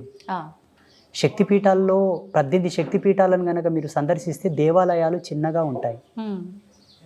పేరుకు శక్తిపీఠాలు, అవి ఎప్పుడో రాజులు కట్టింటారు ఆ గుడిని, అది అలాగే ఉంటుంది. మిగతా దేవతల యొక్క దేవాలయాలు, విష్ణు దేవాలయాలు, శివ దేవాలయాలేమో పెద్దగా ఆకాశం అంత శిఖరములు పెట్టి బంగారు తొడుగులు పెట్టింటారు. కానీ అమ్మవారి దేవాలయాలను మాత్రం ఎవరు పట్టించుకోరు. దీంట్లో కొంత ఎక్కడనో దాల్ మే కుచ్ కాలా హే, దాల్ మే కుచ్ కాలా హే, పర్ కోన్ పకడేగా కబ్ ఇస్కు బాహర్ నికలేగా ఓ భగవాన్ జానే. కానీ ఏదో సంథింగ్ ఉంది ఇందులో. నేను కొన్నిసార్లు చాలా శోధించాను. నేను మొన్న గఢకాళిక మందిరం వెళ్ళాను, ఉజ్జయిని మహాకాళి. అక్కడ ఉండేటటువంటి మహాకాళేశ్వర దేవాలయాన్ని శక్తిపీఠాన్ని చూస్తే చాలా ఫరక్ ఉంది, డిఫరెంట్ చాలా ఉంది. అమ్మవారి దేవాలయం చిన్నగా ఉన్నది, అక్కడ పూజలు సరిగ్గా లేవు, వెలవెలబోతుంది. స్వామివారి దేవాలయంలోనేమో 2 రోజుల క్యూ లైన్ ఉంది. ఎందుకంటారు ఇలా? కొందరు కావాలని ప్రవచనకర్తల మహిమ, ఇంకోటి సాంప్రదాయకమైన భేదాలు. శివుని భక్తులు శివుని హైలైట్ చేయడం, విష్ణు భక్తులు విష్ణువుని హైలైట్ చేయడం. అసలు ఆది అనంతము జగదంబనే. మీరు లలితాదేవి యొక్క చిత్రపటమును గనక చూస్తే లలితాదేవి యొక్క చిత్రపటంలో లలితాదేవి శివుని మీద కూర్చొని ఉంటుంది. జగత్పాలకుడు, జగత్పిత, జగత్కర్త, జగద్భర్త శివుడైనప్పటికీ ఆ శివుని పైన కూడా ఒకరు ఉన్నారు, ఆమెనే లలిత. అలాగే కాళీ యొక్క కాల కింద కూడా శివుడు ఉంటాడు, కాళికాదేవి కింద కూడా శివుడు ఉంటాడు. ఈ కాలాధర్మ సిద్ధాంతానికి అధిపతి మహాకాలుడైతే ఆ కాలుడి మీద కూడా ఒక దేవత ఉంటుంది, అధిష్టాన దేవత, ఆమెయే కాళి. అందుకే కాళీదేవి కాల కింద శివుణ్ణి చూపించాడు ఋషి. నిలబడితే మహాకాళి, కూర్చుంటే లలిత, ఇద్దరు సేమ్. ఆ లలితాదేవి యొక్క చిత్రపటంలో ఉండే దేవతలే దేవతలు, మిగతా వాళ్ళందరూ వాళ్ళ యొక్క అంశాలు. అందులో 9 మంది ఉంటారు, వాళ్ళే నవబ్రహ్మలు, వాళ్ళే ప్రధానమైన దేవతలు. కొన్ని కోటాను కోట్ల అనంత కోట్ల యుగములను ఎంతవరకు దేవజ్ఞానం వెళ్తుందో, మనుష్య జ్ఞానం ఋషి జ్ఞానం కాదు, దేవత ప్రాజాపత్య జ్ఞానం ఎంత దూరం వెళ్తుందో అంత దూరం నుంచి మనం చూసుకున్నా ఆది అంతము ఈ 9 మందే నవబ్రహ్మలు. ఈ 9 మందికి అధిపతియే లలిత. ఆమె కన్నా ఆది అంతం లేదు, ఇది శివుడే ఒప్పుకున్నాడు. మనం ఎంత? ఇప్పుడు మనం లలిత అమ్మవారిని ఒక్కరిని ఆరాధిస్తే సరిపోతుంది? మీరు లలితాదేవి పటం పెట్టుకుంటే అందులో సర్వదేవతలు వస్తారు. బ్రహ్మ, రుద్ర, శంకర, మధుసూదన, లక్ష్మి, సరస్వతి, గణపతి, కుమారస్వామి, జగదంబ, లలితా పరమేశ్వరి, సదాశివుడు, సమస్త దేవతలందరూ వచ్చినారు. ఇక్కడ మనం జ్ఞానాత్మకంగా ఏం ఆలోచించాలి అంటే భగవంతుడు నిర్గుణుడు ఏకస్వరూపం అన్నది ఎంత సత్యమో భగవంతుడు సగుణుడు అన్నది కూడా అంతే సత్యము. నిరాకారుడు అన్నది ఎంత సత్యమో సాకారుడు అన్నది అంతే సత్యము. భగవంతుడు ఒకడన్నది ఎంత సత్యమో అనేకులు అన్నది కూడా అంతే సత్యము. ఇందులో ఏమాత్రం భేదం లేదు. ఇది యోగ ఉపాధి యోగ ఉపయోగములకు సంబంధించిన జ్ఞాన సంచిక. మానవులకు అర్థం కాదు. జ్ఞానులైన వాళ్ళు ప్రవేశపెట్టింది పూజించుకొని ముక్తిని పొందుటయే మీ యొక్క ధర్మం. తర్కం అవసరం లేదు. స్వామీజీ, ఇప్పుడు భగవంతుణ్ణి పూజించటానికి కూడా మనం కొన్ని మార్గాలు ఉన్నాయంటారు. ఆయన గురించి వినటం కానీ, మాట్లాడడం కానీ, లేదు అంటే మనం ఇంకొకరికి ఆయన గురించి చెప్పడం కానీ, కూర్చొని ఆరాధించడం కానీ. అయితే మనం ఎన్ని చేసినా భగవంతుణ్ణి ఆరాధించాలి అనే ఆలోచన వచ్చి ఆయనకు అంత ప్రత్యేక స్థానం ఇస్తున్నప్పుడు మనతో పాటు ఉన్న మనుషుల్లో కూడా భగవంతుడు ఉన్నాడు ప్రతి ఒక్కరిలో అని చెప్పి అంటూ ఉంటాం. మనుషుల విషయానికి వస్తే నానా హింసలు పెడుతుంటారు వాళ్ళని, మాటల వల్ల కానీ చేష్టల వల్ల కానీ. ఇలాంటి పనులన్నీ చేసుకుంటూ భగవంతుని మనం ఏ రకంగా ఆరాధించినా కూడా అసలు భగవంతుడికి నచ్చుతుందంటారా? అది నచ్చదు. భగవంతుడు ఆరంభంలోనే చెప్పాడు మనకు, వ్యక్తి పూజయే వ్యవస్థకు మూలం. మానవుల యొక్క సేవనే మాధవుడు మెచ్చుతాడు. నరుని యొక్క పూజనీయతనే నారాయణుడు మెచ్చుతాడు. ఇది ఆరంభంలోనే ఉన్నది. కానీ అక్కడ మనం గౌరవించదగినటువంటి మానవాళి కూడా అంత శ్రేష్టత్వంతో ఉండవలే. హింసవర్జితులు, సదాచార సంపన్నులు, శీలవంతులు, పాతివ్రత్య ధర్మాన్ని అవలంబింపజేసేటటువంటి మనుష్యందే దైవత్వాన్ని చూడబడుతుంది, ఆరాధించబడుతుంది, వారికి సేవలు చేయబడుతుంది. అంతేగాని రావణ బ్రహ్మ కూడా ఒక మనిషి అనుకుందాము, దేవుడు అనుకుందాం, అసుడు అనుకుందాం. రాముడు గౌరవించవచ్చు కదా. నరకాసురుడు అనుకోండి, జరాసంధుడు అనుకోండి, కంసుడు అనుకోండి, వీళ్ళు కూడా ఆయా సమయమునందు ఆయా కాలధర్మ సిద్ధాంతాన్ని ఆ పీరియడ్స్లో కృష్ణ పరమాత్మతో సమకాలికులు, వాళ్ళని కృష్ణుడు క్షమించవచ్చు కదా. ఎందుకు సంహరించాడు? దానవ విఘాతం సృష్టించు ఎవడైనను ఖండనకు ఆమోదమే, వారిని తొలగించవలే సమాజం నుంచి. సదాచార సంపన్నులై భగవత్ తత్పరతతో విరాజిల్లు ఎవరినైనాను మనం ఆదరించాలి, గౌరవించాలి, వాళ్ళకు దాన ధర్మాలు చేయాలి, వాళ్ళని సేవించాలి. ఉదాహరణకి ఒక కంప చెట్టు ఉంటుంది, కంపతారు. ఒక తులసి చెట్టు ఉంటుంది. దీన్ని పూజించము, దీన్ని పూజిస్తాము. కారణం, దీని సమూలం సర్వమానవాళికి ఉపయుక్తమైనది, లాభదాయకమైనది, ప్రకృతికి, మనకు, సర్వజీవరాశికి అంతయు కూడా అనేక ఔషధీ గుణాలతో కూడిన వృక్షం కాబట్టి ఇది యోగ్యం, మనకు అవసరమని దాన్ని పూజిస్తున్నాం.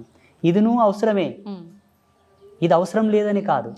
కానీ అది మానవాళికి అవసరమైనది కాదు, వేరే జీవరాశులకు అవసరం, దాని ధర్మం దానిది, అది మనకు అనవసరం.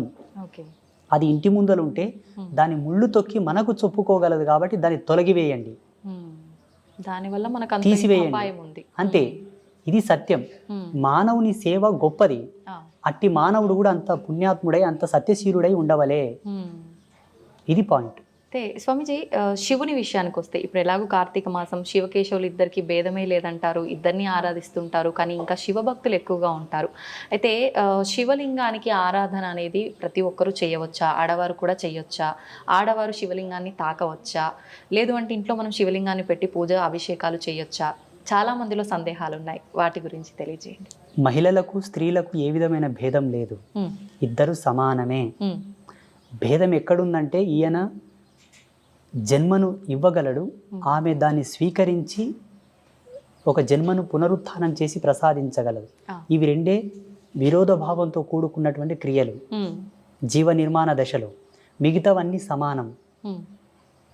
స్త్రీలకు పురుషులకు ఏ ఆంక్షలు లేవు. అందరూ శివలింగ ఆరాధన చేయవచ్చును, అందరూ శివదీక్షను పూనవచ్చును. ఆడవారు కూడా నిర్భయంగా, సర్వస్వతంత్రంగా, ప్రామాణికతను అనుసరించి. కానీ స్త్రీలకు బహిష్టు ధర్మం ఉంటుంది కదా, 5 రోజులు. ఆ 5 రోజులు మాత్రమే ఒక్క శివలింగం కాదు, ఏ దేవతను కూడా స్పృశించవద్దు, పూజించవద్దు, దూరంగా ఉండు.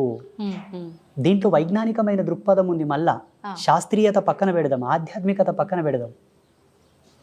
అది కానీ మిగతా ఏ విషయంలో కూడా ఆంక్షలు లేవు. ఇంకొక విషయం చెప్పాల్సి వస్తే, చాలామంది దీన్ని నచ్చుకోకపోవచ్చు. వేదాంతులు, పెద్దలు, గురువులు, సిద్ధాంతులు, అవధానులు దీన్ని నచ్చరు. అంటే వాళ్ళకి ఇది నచ్చదు, వాళ్ళు ఒప్పుకోరు కూడా. నా అనుభవం ప్రకారంగా, జగదంబ నాకు ఇచ్చిన జ్ఞానం ప్రకారంగా, మహిళలు కూడా యజ్ఞోపవీతం వేసుకోవచ్చు. అవునా? జగదంబకే దశ యజ్ఞోపవీత ధారిణి అని పేరున్నది. అమ్మ ఎవరు? స్త్రీమూర్తి. అమ్మవారికి 10 రకాల యజ్ఞోపవీతములు, ఉమ్, 64 ఉపచారములు సమర్పించే మంత్రాసు లోపల 64 ఉపచారాల్లో యజ్ఞోపవీతం కూడా ఒక ఉపచారం.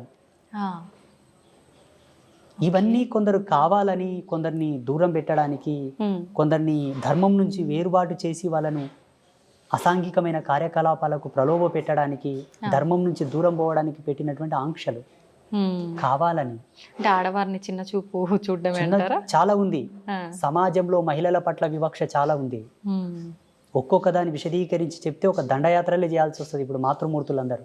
కానీ స్వామీజీ, పురాణాల్లో కూడా ఇప్పుడు మీరు చెప్పినట్టుగా ప్రతి ఒక్కరి వెంట వాళ్ళ భార్యలని తీసుకెళ్లిన రోజులు, యుద్ధాలకి వాటికి గురించి సలహాలు తీసుకున్న రోజులు కూడా ఉన్నాయి. అంటే వాళ్ళకి ఒక ప్రత్యేకమైన పాత్ర అక్కడ ఇచ్చారు. ప్రత్యేకమైన పాత్ర కాదు, పురుషులకు చేతగానప్పుడే పెళ్ళాలని తీసుకుపోయిండ్రు. ఓకే, మరి అంత మహిషాసురుని వధించుటకు బ్రహ్మ విష్ణు మహేశ్వరులకు తలపానం తోకకొచ్చింది. అందరూ పలాయనం చిత్తగించారు. కొండలు గుట్టలని, అందరు వెళ్ళిపోయారు. అమ్మనే వచ్చి వాళ్ళకు విముక్తి ఇచ్చింది. శాకాంబరి దేవి అవతారం ఎట్లా ఉద్భవించింది ఒకసారి విద్వాంస శిఖామణులను అడగండి. దుర్గా అవతారం ఎట్లొచ్చింది ఒకసారి వేదాంత శిఖామణులను అడగండి. అమ్మ ఎక్కడ శక్తి ఆగిపోతుందో అక్కడ నుంచి శక్తి ఉద్భవన జరుగుతుంది. ఎక్కడ దేవతల శక్తులు స్తంభిస్తాయో అక్కడ శక్తి ఉద్భవన జరుగుతుంది. ఫైనల్ ఇంకా ఆమె రాకపోతే అది లేదు. ఇంకా ఎండ ఆమె మొత్తం క్లోజ్ చేయాల్సిందే. కాకపోతే కొంతమంది కావాలని పని కట్టుకొని మరి మహిళలని అణచివేత గురి చేశారు. విలువైన వాటికి కూడా మహిళలను దూరం చేశారు. ఇందుకు మహాత్మా జ్యోతిరావు ఫూలే, సావిత్రిబాయి ఫూలే లాంటి వాళ్ళు ఒక మాట అన్నారు. ఏంటండి? మహిళ సమాజంలో నిలబడితేనే ధర్మం నిలబడుతుంది అన్నారు. అది వాస్తవమే. మళ్ళీ శంకరాచార్యుల వారి చేత ఉభయభారతి దేవి మండలమిశ్రుని భార్య భర్తను ఓడిపోయే దశలో ఉన్నప్పుడు ఆమెనే కదా వేదాంత తర్కం చేసినది. శంకరాచార్యుల వారికి సమాధానం చెప్పడానికి కాలేదు, సమయం తీసుకోవాల్సి వచ్చింది. మళ్ళీ అది స్త్రీ యొక్క ప్రజ్ఞా పాఠవాలంటే. అంటే స్త్రీ యొక్క శక్తులు మనకు అనాది కాలం నుంచి కూడా ఇంత గొప్పగా ఉన్నాయి కాబట్టి అభేదం డామినేట్ చేస్తారన్న భయంతో దూరం పెట్టి. అసలు జగతికి మూలమే స్త్రీ, సర్వ స్వతంత్రురాలు స్త్రీ. పురుషుడు ఉపాధి యోగంతో నిర్మింపబడ్డాడు, ఆమె తయారు చేసింది పురుషుణ్ణి. పురుషుడు ఎప్పుడు స్వతంత్రుడు కాడు. నేను నిర్భయంగా చెప్పగలను ఈ విషయం. స్త్రీకి ఒక సేవకుడు పురుషుడు అంతే. స్వామిజీ, శివుడి గురించి మాట్లాడుకున్నాం కదా, శివుడిని అంటే మిగతా అందరి దేవుళ్ళను కూడా మన ఆధారం కోసమే అయి ఉండొచ్చు, ఇంకే రకంగా అయినా అయి ఉండొచ్చు. రూపం లేకపోయినా ఒక అమ్మవారంటే ఈ రూపం, శివుడు అంటే ఈ రూపం, అట్లా అందరి దేవతలకు అన్ని రూపాలుగా ఒకటి మన మైండ్లో ఉండిపోయింది. కానీ శివుడిని మాత్రమే ప్రత్యేకించి లింగ రూపంలోనే మనం ఎక్కువగా పూజిస్తూ ఉంటాము. అందులో కూడా మళ్ళీ రకరకాల లింగాలు, ముఖ్యంగా పార్థివ లింగానికి చాలా ప్రత్యేకత ఉంది అని చెప్తూ ఉంటారు. ఏంటి ఆ ప్రత్యేకత? పార్థివ లింగాన్ని మనం ఆరాధించడం వల్ల ఎటువంటి ఉపయోగాలు ఉంటాయి? ఇవన్నీ వైజ్ఞానికమైన మూలాలతో, ఇవన్నీ సైంటిఫిక్ ఇన్స్ట్రుమెంట్స్తో కూడి ఉన్నటువంటి సెట్టింగ్స్. ఇవాళ ఈ ప్యాటర్న్ అంతా కూడా అవన్నీ కూడా ఒక్కొక్క రకమైనటువంటి సందర్భానికి, ఒక్కొక్క రకమైనటువంటి ధర్మానికి, స్థితికి, అవస్థకు సంబంధించినటువంటి పూజనీయతలు. ఒక్కొక్క లింగాన్ని ప్రొవైడ్ చేసి మీరు ఈ పాదరస లింగానికి పూజ చేయండి అన్నప్పుడు ఆయన స్థితి ఎలా ఉన్నది, అప్పుల్లో ఉన్నాడా, రోగగ్రస్తుడై ఉన్నాడా, శాపంలో ఉన్నాడా, కర్మలో ఉన్నాడా, పాపంలో ఉన్నాడా, ఈ విధమైన లింగానికి నువ్వు పూజ చేసి ఆ లింగోదక అభిషేక జలమును ప్రోక్షణ చేసుకుంటే పాప ప్రక్షాళన జరుగునని అనేక లింగాలను ఋషులు దర్శించి ఇచ్చారు. లింగం ఒక కన్ను, ముక్కు, చెవి, చేతులు, అవయవాలు లేకుండా నిరాకార స్థితిలో ఎందుకు ఉంటుందంటే అమ్మ, ఈ బ్రహ్మాండం అంతా కూడా అదే స్థితి కాబట్టి, చివరికి ఈ బ్రహ్మాండం అంతా అదే స్థితిలో లయం అవుతుంది, నిరాకారంగానే మారబోతుంది. కాబట్టి సత్యాన్ని చూపించేటటువంటి కోణం అది, ఆ శివలింగ ఆకృతి. అందుకే మనకు చెప్తుంటారు కదా, సత్యం శివం సుందరం అని. అవునండి. చివరికి సర్వం అదే ఆకారం లేని స్థితిలోకి వెళ్ళిపోతుంది, నిరాకార స్థితిలోనే ఉండిపోతుంది. ఇవన్నీ మధ్యలో పోయేవి కాబట్టి సత్యాన్ని తెలుసుకొని పూజించు అనడానికి ఆ శివలింగ ఆకారం. అద్భుతం. జన్మ ఎత్తిన తర్వాత ఒక్కసారికి శివునికి నమస్కృతాంజలి చేస్తే ఆ జన్మ పరిపూర్ణమైనట్లే. చాలా ముక్తిదాయకం శివలింగ ఆరాధన, శివలింగ పూజ, శివుని యొక్క ఆరాధనలు. విశేషించి ఈ కార్తీక మాసంలో ప్రతి మహిళ సంధ్యా సమయమునందు, ప్రదోష కాలమునందు శివలింగము ముందు చక్కటి దీపాన్ని గనక వెలిగించి నమస్కారం చేసుకుంటే ఆమె ఇల్లు, ఆమె సంసారం పండుతుంది, చల్లగా ఉంటారు. ఓకే. చాలా స్వామీజీ, విశేషమైన ఫలితాలు ఉంటాయి. స్వామీజీ, శివుణ్ణి పూజించే వాళ్ళలో చాలా మందిలో ఒక సందేహం ఉంటుంది. అది నాకు కూడా ఉంది.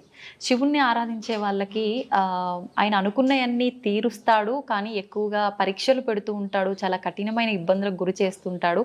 ఆ తర్వాతే ఆయన ఏదైనా మనకి ఇవ్వదలిస్తే ఇస్తాడు అని చెప్పి అనుకుంటూ ఉంటాం. ఇది నిజమే అంటారా? శివుడు, విష్ణు, బ్రహ్మ, అమ్మ ఇక్కడ ఎవరు కాదు, దేవతలు కాదు ఈ కాన్సెప్ట్. ఆ, జన్మ కష్టపడుతుందంటే దానికి ఒక విలువ ఉంటుంది. కారణం, మనకు విలువైనది ఏదైనా దక్కాలంటే ఉమ్, అది దక్కే కోణంలో ఇబ్బందులతో అది దక్కింది అంటే దాని విలువ మనకు తెలవాలనే మనకు ఇబ్బందులు వస్తూ ఉంటాయి. ఉమ్, దాని విలువ, దాన్ని అనుభవించడానికి మనకు ఒక అనుభవం కావాలి. ఓకే. దాన్ని ఆస్వాదించడానికి ఒక అనుభవం, ఒక గుణపాఠం కావాలి. అప్పుడే దాన్ని పరిపూర్ణంగా అనుభవించగలము. కాబట్టి అవును. కొన్ని ఇబ్బందులతో, ఒడిదుడుగులతో, కష్టాలతో, నష్టాలతో అది మనకు దొరుకుతుంది. ఇది మన జన్మను పరిపూర్ణతను చేయడానికే దేవుడు పెడతాడు. ఉమ్, దేవుడు మనల్ని కష్టపెట్టాడు. ఒక అందమైన శిల్పం ఆ, కనుబొమ్మలతో, కనురెప్పలతో సరళీకృతంగా తయారు కావాలంటే సమయం ఎక్కువనే పడుతుంది. అవునండి. నెమ్మదిగా చెక్కాల్సి ఉంటుంది. అవును. ఏదో 2 దెబ్బలు కొట్టి పాడేసామంటే తొందరగానే తయారవుతుంది. ఉమ్, జీవితం కూడా అదే పారదర్శక సూత్రం పైన ఆధారపడి ఉన్నది. హా, ఇక్కడ దేవుడు మనల్ని కష్టపెట్టాడు. ఉమ్, మన విద్వత్తును, మన విఘ్నతను, మన యొక్క గొప్పతనాన్ని సమాజం నిలబెట్టుటకే మనకు ఆ సమయభావం. ఉమ్, కొన్ని ఇబ్బందులు ఇబ్బందులు. అయినా దాని కష్టమని ఎందుకు అనుకుంటారు చెప్పండి? ఆ, భగవంతుడు పెట్టేదాన్ని భక్తిగా తీసుకోవాలి, ఉమ్, కష్టంగా తీసుకోవద్దు. ఓకే. ధర్మశాస్త్రాల్లో ఒక మాట ఉన్నది, ఉమ్, తల్లిదండ్రులు పెట్టేవి, తోబుట్టువైన చెల్లెలు పెట్టేవి, ఉమ్, భగవంతుడు పెట్టేవి, గురువు పెట్టేవి పరీక్షలే అయినప్పటికీ ఉమ్, అవి పరమార్థంగా స్వీకరించాలట. వాళ్ళు ముక్తిని పొందుతారు. ఓకే. ఓకే. మళ్ళీ అక్కకు, అన్నకు, తమ్ముడికి నియమం లేదు చూడండి, చెల్లి. ఆ, ఆ, అదేంటో కానీ చెల్లి, తల్లి, ఉమ్, తండ్రి, గురువు, దైవం, ఆ, వీళ్ళు పెట్టేవి పరీక్షలు కాదు. ఒకవేళ పరీక్షలే అయినప్పటికీ అవి పరమార్థములని స్వీకరించువాడు ముక్తిని పొందగలడు, ఈజీగా పొందుతాడు. ఉమ్, జపతపాదులు చేయకుండా, యజ్ఞయాగాదులు చేయకుండానే ముక్తిని పొందుతాడు. హా, స్వీకరించగలగాలి, భావించగలగాలి, ఉమ్, భారం అనుకోకూడదట. ఓకే. మనం ఎన్ని మాట్లాడుకున్నా అది కొంచెం కష్టమే మానవులకి. ఏదైనా చిన్న కష్టం వచ్చిందనగానే భగవంతుని కూడా తిట్టేయడము, అసలు ఆ విచక్షణ అనేది కోల్పోతాం కాసేపట్లో. నిజంగా మనకు అదంతా ఒక లేవల్గా వెళ్ళాలి, సమన్వయంగా ఉండాలి, బ్యాలెన్స్డ్గా ఉండాలి లైఫ్ అని అంటే ఎలాంటి నియమాలు పాటించవచ్చు మెయిన్ అంటారు? ఆహార దోషం. ఆహార దోషం అనేది ఇక్కడ సమాజంలో ఎక్కువ అనర్థాలకు కారణం అవుతుంది. అందుకే ఆరంభం నుంచి, వేదారంభ కాలం నుంచి కూడా శాకాహార భోక్తవ్యం చేయండి. శాకాహార భోక్తవ్యం చేత జన్మ పరిపూర్ణమైనటువంటి ఆలోచనలను సృజించుకోగలదు, తీసుకోగలదు, తనను తాను నియంత్రించుకునే కంట్రోలర్గా మారగలడు. ఆలోచన విధంగా, వ్యవహారికంగా తనను తాను ఇంద్రియ నిగ్రహం వైపు మరలించుకోగలడు. అందుకే శాకాహార భోక్తవ్యం చేయండి. మనకు ధర్మశాస్త్రాల్లో క్లియర్గా చెప్పి ఉన్నారు ఋషులు, ఆహారం, విహారం, విచారం, నిద్ర, ఆహారం, బ్రహ్మచర్యం. ఈ మూడింటిని ఎవరైతే పాటిస్తారో వాళ్ళు నడిచే దేవుడు. ధ్యానం వల్ల కూడా సాధ్యపడుతుందా గురించి? ఆధ్యాత్మికత 3 కోణాల్లో ఉంది. భక్తి మార్గంతో కొందరు, ధ్యాన మార్గంతో కొందరు, జ్ఞాన మార్గంతో కొందరు, యోగ మార్గంతో కొందరు, త్యాగ మార్గంతో కొందరు. త్యాగం అన్నీ, అక్కడ భక్తి లేదు, పూజ లేదు, యోగ లేదు, ఏమీ లేదు. అవధూత తత్వంలో ఉండడం వల్ల కూడా ముక్తిని ఆస్వాదించవచ్చు, మోక్షాన్ని పొందవచ్చు. ఈ 5 మనకు ప్రధానం. భక్తి మార్గంలో ఈ చాప్టర్ అంతా వస్తుంది. కార్తీక దీపాలు, సోమవార వ్రతం, మంగళవార వ్రతం, బొట్లు పెట్టడం, మడిగట్టుకోవడం, నైవేద్యాలు అర్పించడం, పుష్పయాగం, హోమ ధూమాలు, ఇది భక్తి మార్గం. జ్ఞాన మార్గం అంటారా, భగవంతుడే సత్యమని ఎరంగి ఆయన యొక్క పారాయణలు చేయుట, ఆయన మంత్రోచ్చరణ చేయుట, ఆయన యొక్క కీర్తనలు పాడుట, ఆ కీర్తనల చేత భక్తిని ప్రచారం చేయుట, ఇది జ్ఞాన మార్గం. అయితే ఇప్పుడు ఈ ధ్యానం చేయడం అనేది, ఏకాగ్రత అనేది అందరికీ కరెక్ట్గా సరిపడదు. చాలా రకాల ఇంకా పిచ్చి పిచ్చి ఆలోచనలు వచ్చి ఇంకా వద్దు అని కూడా ఒక వైరాగ్యానికి వెళ్ళిపోతుంటారని అంటుంటారు. నిజంగా అందరికీ సాధ్యపడాలంటే ధ్యానంలో కూడా ఏమైనా చిన్న మెలకులు ఏమైనా ఉన్నాయంటారా? ధ్యానం చేయుట అందరికీ సమంజసమే, కానీ ఆ ధ్యానం నువ్వు చేస్తున్న పద్ధతి తెలియవలే ఫస్ట్. ఈ మధ్యలో చేస్తున్నటువంటి ధ్యాన కేంద్రాలు అనుకోండి, మెడిటేషన్స్ అనుకోండి, యోగా సెంటర్లు అనుకోండి, అవన్నీ కూడా సమ్ క్లాసెస్. టీచింగ్ ప్రాసెసెస్ తప్ప అవును. పరిపూర్ణమైనటువంటి విద్వత్తును అవి తీసుకురావు, ఎరుకలోకి అవి తీసుకురావు, అది పరిపూర్ణత చెందించవు. మేము ఒక ధ్యాన మార్గంలో ఒక యోగ మార్గంలో ఉన్నవాళ్ళం కాబట్టి అవును. టీవీలలో వీడియోలలో చూస్తూ ఉంటాము, అందరిని ఒక చోట కూర్చోబెట్టి ముక్కు మూసుకోమంటారు, ఏదో చేయమంటుంటారు. అవును. కానీ అనుభవానికి తక్కినదే అది లేదు. వాళ్ళ ఇష్టానుసారంగా వాళ్ళు అది చేస్తున్నారు. వారి అనుభవం ప్రకారం నలుగురికి చెప్తున్నారేమో. అక్కడ సత్యం అనేది లేదు అని నేను అనుకుంటున్నా. నాకైతే అర్థమైంది అది. మళ్ళీ వాళ్ళకి ఎలా అర్థమైందో నాకు తెలియదు. ఓకే. ఋషి పరంపరానుగతంగా అయితే అక్కడ జరగటం లేదు. చూడమ్మ, ఒకటే మాట, యథాతథముగా వాస్తవికతను గనక పాటించిన వాడు లాభాలు పొందుట తథ్యము. అవాస్తవాన్ని అభూత కల్పనలు గనక నువ్వు పాటించినావు అనుకో, పిచ్చోస్త తప్ప లాభం రాదు. అవును, అవునండి. ఇది సత్యం. ఇది అందరూ గ్రహించగలగాలి, ప్రేక్షకులు కూడా. అంత మాత్రానికి ఏదైనా లాభం ఉన్నా అవాస్తవానికి అది లైఫ్ లాంగ్ అనేది ఉంటుంది అని చెప్పలేం. ఏదో ఒక రోజు అది బయట పడిపోతుంది, దానికి తగ్గ ప్రతిఫలం వాళ్ళు అనుభవించాల్సి వస్తుంది. ఇప్పుడు కార్తీక మాస శుభ సందర్భాన మీరు ఇక్కడికి వీచ్ చేశారు కాబట్టి, అవునండి. కార్తీక మాసంలో దుర్గావ్రతం ఒకటి ఉన్నది. చాలా మంది కార్తీక మాసం అంటే శివకేశవులకు అన్వయం చేసి ఉభయ తెలుగు రాష్ట్రాల్లో దీపాలు పెట్టడం, పూజలు చేయడం ఉన్నది. అవునండి. శివకేశవుల యొక్క ధర్మపత్నులు కూడా ఒక వ్రతం చేశారు కార్తీక మాసంలో. ఎవరి వ్రతం చేశారు? మీరేమో కృష్ణుడు దేవుడు, రాముడు దేవుడు అంటున్నారు. వాస్తవంగా రాముడు కృష్ణుడు ఇద్దరు కూడా దేవతలే, దేవుళ్ళే. ఋషులే వాళ్ళకు యజ్ఞ పట్టం ఇచ్చారు, యోగదత్తం చేశారు. నేను కూడా చెప్తాను. శ్రీకృష్ణ పరమాత్మ యొక్క ధర్మపత్ని సాక్షాత్తు లక్ష్మీ అంశ సంభూతురాలైన రుక్మిణీదేవి కూడా కొందరు వ్రతాలు చేసింది. ఎవరి వ్రతం చేసింది? తన పతియే దైవము కదా, మళ్ళీ ఎందుకు వ్రతం చేయాలి రుక్మిణీదేవి? చెప్పండి. పార్వతీదేవి కూడా వ్రతం చేసింది, కాత్యాయని దేవి వ్రతం చేసింది, శ్రీమన్ మహాలక్ష్మి వ్రతాలు చేసింది. ఎవరి వ్రతం చేశారు? వాళ్ళ పతులే దైవములు కదా. ఇంద్రుడి యొక్క భార్య కూడా వ్రతం చేసిన శచీదేవి. అష్టదిక్పాలకుల యొక్క ధర్మపత్నులు కూడా వ్రతాలు చేశారు. దేవ ప్రాజాపత్య ధర్మములందరూ, ఆ ధర్మపత్నులందరూ కూడా వ్రతాలు చేశారు. ఋషిపత్నులు కూడా వ్రతాలు చేశారు. వ్రతం ఎవరికి చేయబడుతుంది? నోములు ఎవరికి చేస్తారు? భగవంతుడికే చేస్తారు. పురుష దేవతలకు లేవు. అంటే అందరినీ సృష్టించింది ఆదిపరాశక్తి లలిత అమ్మవారు కాబట్టి ఆమెకు సంబంధించిన వ్రతం ఏదైనా ఉందా? ఎగ్జాక్ట్లీ. అస్తు అస్తుమే సదాశివో అస్తు, ఇది సత్యం. కానీ ఎక్కడ చేస్తున్నారు ఇప్పుడు? చేయట్లే. సత్యాన్ని కనుమరుగు చేశారు కావాలని. అందుకే జనాలకు ఆధ్యాత్మికత రుచించటం లేదు. మీరు అన్నట్టుగా కన్ఫ్యూజన్లోకి వచ్చేసి వైరాగ్యం వచ్చి ఈ దేవుళ్ళొద్దు, ఈ ఫోటోలొద్దు, తీసేయని రాని పక్క కానీ గమ్మున కూర్చుంటున్నారు. పోనీ తీసేసినంత మాత్రాన వాళ్ళు ఏమన్నా ముక్తిని పొందేదరా? అంత్రపిశాసులై తిరుగుతారు సచ్చినాక. గాలిలో దయ్యాలలాగా తిరుగుతారు. ఎన్ని పిండ ప్రదానాలు చేసినా, ఎన్ని శ్రద్ధా తర్పణాలు చేసినా, ఎన్ని దాన సంస్కారాలు చేసినా వాళ్ళ ఆత్మలకు మోక్షం రాదు, రిజర్వేషన్ రాదు, తిరుగుతూనే ఉంటారు. అది మరీ దుర్భర్మం, మరి ఘోరం. అది ఇదన్నా బాగుంది కానీ అది భయానకం. అది భయానకం. అంటే స్వామీజీ, చాలా మంది ఇప్పుడు ఈ సాధన, ధ్యానము ఇలాంటివి చేయడం వల్ల హిమాలయ ప్రాంతాల్లో కొన్ని వందల సంవత్సరాలు కూడా జీవంతో ఉన్న ఋషులు, సాధువులు ఇలాంటి వాళ్ళు ఉన్నారని చెప్తుంటారు కదా.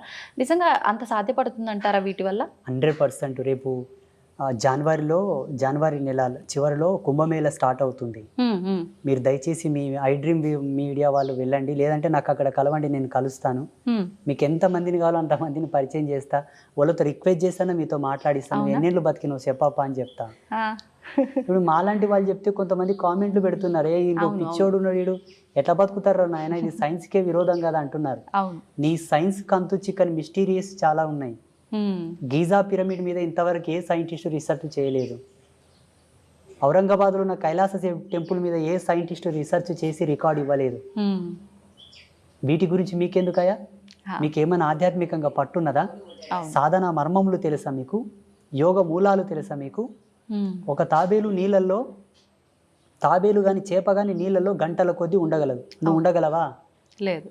దాని శారీరక నిర్మాణ స్థితి, దాని శైలి, దాని జీవన విధానం అది అవలంబించుకుంటున్నది. యోగ మార్గంలో కొన్ని మెలకువలు ఉన్నవయ్యా. వాటితో వాళ్ళు శరీరాన్ని అట్లా మలుచుకొని బ్రతుకుతున్నారు, లక్షల సంవత్సరాలు బ్రతుకుతున్నారు. అవి సామాన్యులకు కూడా సాధ్యపడతాయంటారా? అలా జీవించగలగాలి. శరీరాన్ని ఎన్నో వ్యయప్రయాసాలకు, ఒడిదుడుగులకు ఓడ్చుకొని శరీరాన్ని క్రమబద్ధీకరించి బెండ్ చేయాలి, మడచాలి దాన్ని. చాలా రిస్క్తో కూడుకున్నది. చాలా. మీకు లైవ్లో ఇప్పుడు మీరు చాలా రేర్గా నాకు పరిచయం అయ్యారంటే ఈ మధ్యలో పరిచయం అయ్యారు. అవును అవునండి. ఇక్కడ సమీపంలో యానగుంది క్షేత్రం ఉంటుంది, మాణికేశ్వరి మాత. ఆ, అమ్మ 82 సంవత్సరాలు నిరాహార యోగినిగా ఉండే మొన్నటి వరకు. ఆహాహా, 2 సంవత్సరాలు అయింది అమ్మ శివైక్యం చెంది, అంటే జీవ సమాధి అయింది ఆహా. మొన్నటి వరకు. హ్మ్. అమ్మవారు చెప్పింది, నేను ఈ కలియుగంను వీడిపోతున్నాను, కలియుగంకు ఒక మహమ్మారి వస్తుంది చూడని. హ్మ్. అమ్మవారి సమాధి చెందిన వారంకే కరోనా ప్రవేశించింది భారతదేశంలో. హ్మ్. ఇంతకంటే లైవ్ సాక్ష్యం ఏం కావాలి? అవును, ఆమెకు తెలుసు కదా ఈ మహమ్మారి వస్తుందని. హ్మ్. అమ్మ ఇంకొక మాట కూడా అన్నది, ఏంటండి? ఊరుకో పతివ్రత ఉంటే ఊరు పొలిమేరకు ఏ విఘాతం జరగదట. ఆ, ఆ పతివ్రత ధర్మంతో ఊళ్ళో ఒక సాధువు ఉంటే ఆ ఊరికి ఏ విధమైన అనర్థాలు జరగవట. అలాగే ఈ భారతీయ భౌగోళిక స్థితికి మాలాంటి తాపసులు అడ్డున్నారా, అందుకే మహమ్మారులు ప్రవేశించటం లేదు. హ్మ్. నేను వెళుతున్నాను, వస్తుంది మహమ్మారి, దీన్ని ఆపగలిగినటువంటి యోగకర్తం ఏదైనా చేయండి అన్నది అమ్మవారు. హ్మ్. వాస్తవంగా అమ్మవారు పోయినమ్మనే భారతదేశంకి కరోనా వచ్చింది. అంతకన్నా ముందు వేరే దేశాల్లో నా తాండవం ఆడింది మొత్తం. అవును అవును అవును. అమ్మవారు చెప్పిన వాక్కును అనుసరించి మన పీఠంలో గోమాత కళ్యాణం చేసి లోక కళ్యాణానికి ధారపోసాం ఆ యజ్ఞశక్తిని. హ్మ్. హ్మ్. మళ్ళీ కరోనా వెళ్ళిపోయింది. ఆ, ఈమె పిచ్చిగా అనిపించవచ్చు కానీ ఈ స్పిరిచువాలిటీ డిపార్ట్మెంట్ అంతా కూడా నేచర్ కంట్రోలర్ సిస్టమ్స్ ఇవన్నీ. హ్మ్. ప్రకృతిని మేము కంట్రోల్ చేస్తాం, మీకు చేత కాదు. ఆ. మిమ్మల్ని ప్రకృతి కంట్రోల్ చేస్తుంది, ఇంతే తేడా. ఆ. స్వామీజీ, ఇలా అంటే ముందే ఏదైనా జరగబోతుంది అంటే ఇప్పుడు ఆ మాతాజీ గారు చెప్పినట్టు కొన్ని కొన్ని చెప్తూ ఉంటారు, నిజంగా జరిగినవి కూడా చూస్తుంటాము. మళ్ళీ అలాంటిది ఒక బ్యాక్టీరియా రాబోతుంది అని కొంతమంది చెప్తున్నారు. లేదు అంటే రకరకాల ప్రళయాలు రాబోతున్నాయి అని చెప్పి మొన్న రీసెంట్గా అక్కడ జల ప్రళయాలు జరిగాయి కదా, అలాంటివి కేరళ సైడ్, అలాంటివి మళ్ళీ మన దగ్గర కూడా వచ్చే అవకాశాలు ఉన్నాయని చెప్పి, చాలా ప్రాణ నష్టం కూడా జరుగుతుందని చెప్పి కొంతమంది చెప్పారు ఆ మధ్యకాలంలో. మళ్ళీ అలాంటివి ఏమైనా రాబోతున్నాయంటారా? ఈ భారతదేశం చాలా గొప్పది, మనమందరం గర్వపడాలి. హ్మ్. ప్రపంచమంతా అతలాకుతలమైపోయిన భారతదేశానికి ఏమీ జరగదు. ఆ. కాలధర్మ సిద్ధాంతంలో మనము కొంత ఏగవలసి ఉంటే ఏమో అట్లా వచ్చిపోతాయి తప్పిస్తే హ్మ్. మనకు ఏ భయము లేదు. ఎందుకంటే మన దేవాలయ వ్యవస్థ అంత గట్టిది. హా. చూడండి, భవిష్యత్తులో ఒక 10-15 సంవత్సరాల్లో జరగబోతుంది ఇది. ఏంటంటే హ్మ్. ప్రపంచమంతా స్వేచ్ఛావాయువులు పీల్చుకోవడానికి భారతదేశానికి వలస రాక తప్పదు. హ్మ్. బుక్కెడు గాలి పీల్చుకొని వస్తాం, ఇండియాకు పోయాను వస్తారు చూడండి. అవునా? ఆల్రెడీ స్టార్ట్ అయిపోయింది. హ్మ్. ఆ. ఈ భారతదేశం చాలా గొప్పది. హ్మ్. హ్మ్. అందులో మన హిందూయిజం చాలా గొప్పది. అవును. ఈ ధర్మాన్ని ఎందుకు కాపాడమంటున్నామంటే భావి తరాలకు మీరు కోట్లు గడించి ఇవ్వక్కర్లా, ధర్మాన్ని ఇవ్వండి చాలు. అంతే. ఎలా ఇవ్వాలి ధర్మాన్ని? ఆ. నీ పిల్లలకు చెప్పాలి, ఒరేయ్ హ్మ్. నువ్వు పుట్టుకతోనే ధర్మం నీ పక్కన పుట్టిందిరా.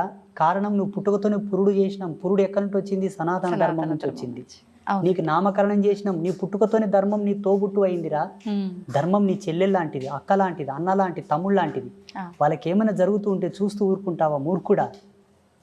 ధర్మ విఘాతం ఎక్కడ జరిగినా నువ్వు పోరాడాలని అని చెప్పి పిల్లలకు మనం మోటివేట్ చేయాలి. ఆ. మళ్ళీ అంతే కదమ్మా, పుట్టినప్పటి నుంచి మనకు ధర్మంతోనే కదా అన్ని నేర్పి, అవును అవును. అక్షరాభ్యాసము, ఉపనయనము, హ్మ్. హ్మ్. యజ్ఞోపవీతము, అవును. ఇవన్నీ మనకు ధర్మంలోని భాగాలే కదమ్మా. అంతే. సంస్కృతి ఇచ్చింది మనకు, అవును. టెక్నాలజీ ఇవ్వలే. హ్మ్. టెక్నాలజీ మనం ఇచ్చిందా? లేదండి. మనం నిత్యం అనుభవించే వాటిలో ఇప్పుడు మీరు చెప్పినట్టుగా పుట్టుక నుంచి చావు వరకు ప్రతిదీ ధర్మంతో, సైన్స్తో కూడి ఉంది. ప్లస్ మధ్య మధ్యలో మనకు పండగలు ఇలాంటి వాటి ద్వారా కూడా ఇంకా మన ధర్మం యొక్క గొప్పతనాన్ని కూడా చాలా, తెలియజేస్తూనే అందులో ఉంటారు ఎప్పటికప్పుడు. క్రమశిక్షణ, అవును. నిబద్ధత, హ్మ్. మహిళ యొక్క గౌరవ సూచకం, కుటుంబంలో ఒక మంచి సంఘీభావం, సమతుల్యత, ఐక్యమత్యం, హ్మ్. మంచి సోదరభావం నెలకొనడానికి కూడా మన సంస్కృతులు, మన పండుగలు పెట్టారు మన వాళ్ళు. అవును అవును. ఎప్పటికప్పుడు బూజు దులుపుకొని ఇల్లంతా తోరణాలు కట్టుకొని ప్రాణవాయువుని ప్రజ్వరిలింపజేసుకోవాలని చెప్పి పిండి వంటలు, హా. ఆరోగ్యంలో కూడా పలు మార్పులు రావచ్చు అని చెప్పేసి ఆహార పదార్థాలు భోక్తవ్యం చేయడం ద్వారా హ్మ్. జెనెటిక్ రిఫార్మింగ్ కూడా నెగిటివ్ కాకుండా పాజిటివ్ ఉండడానికి హ్మ్.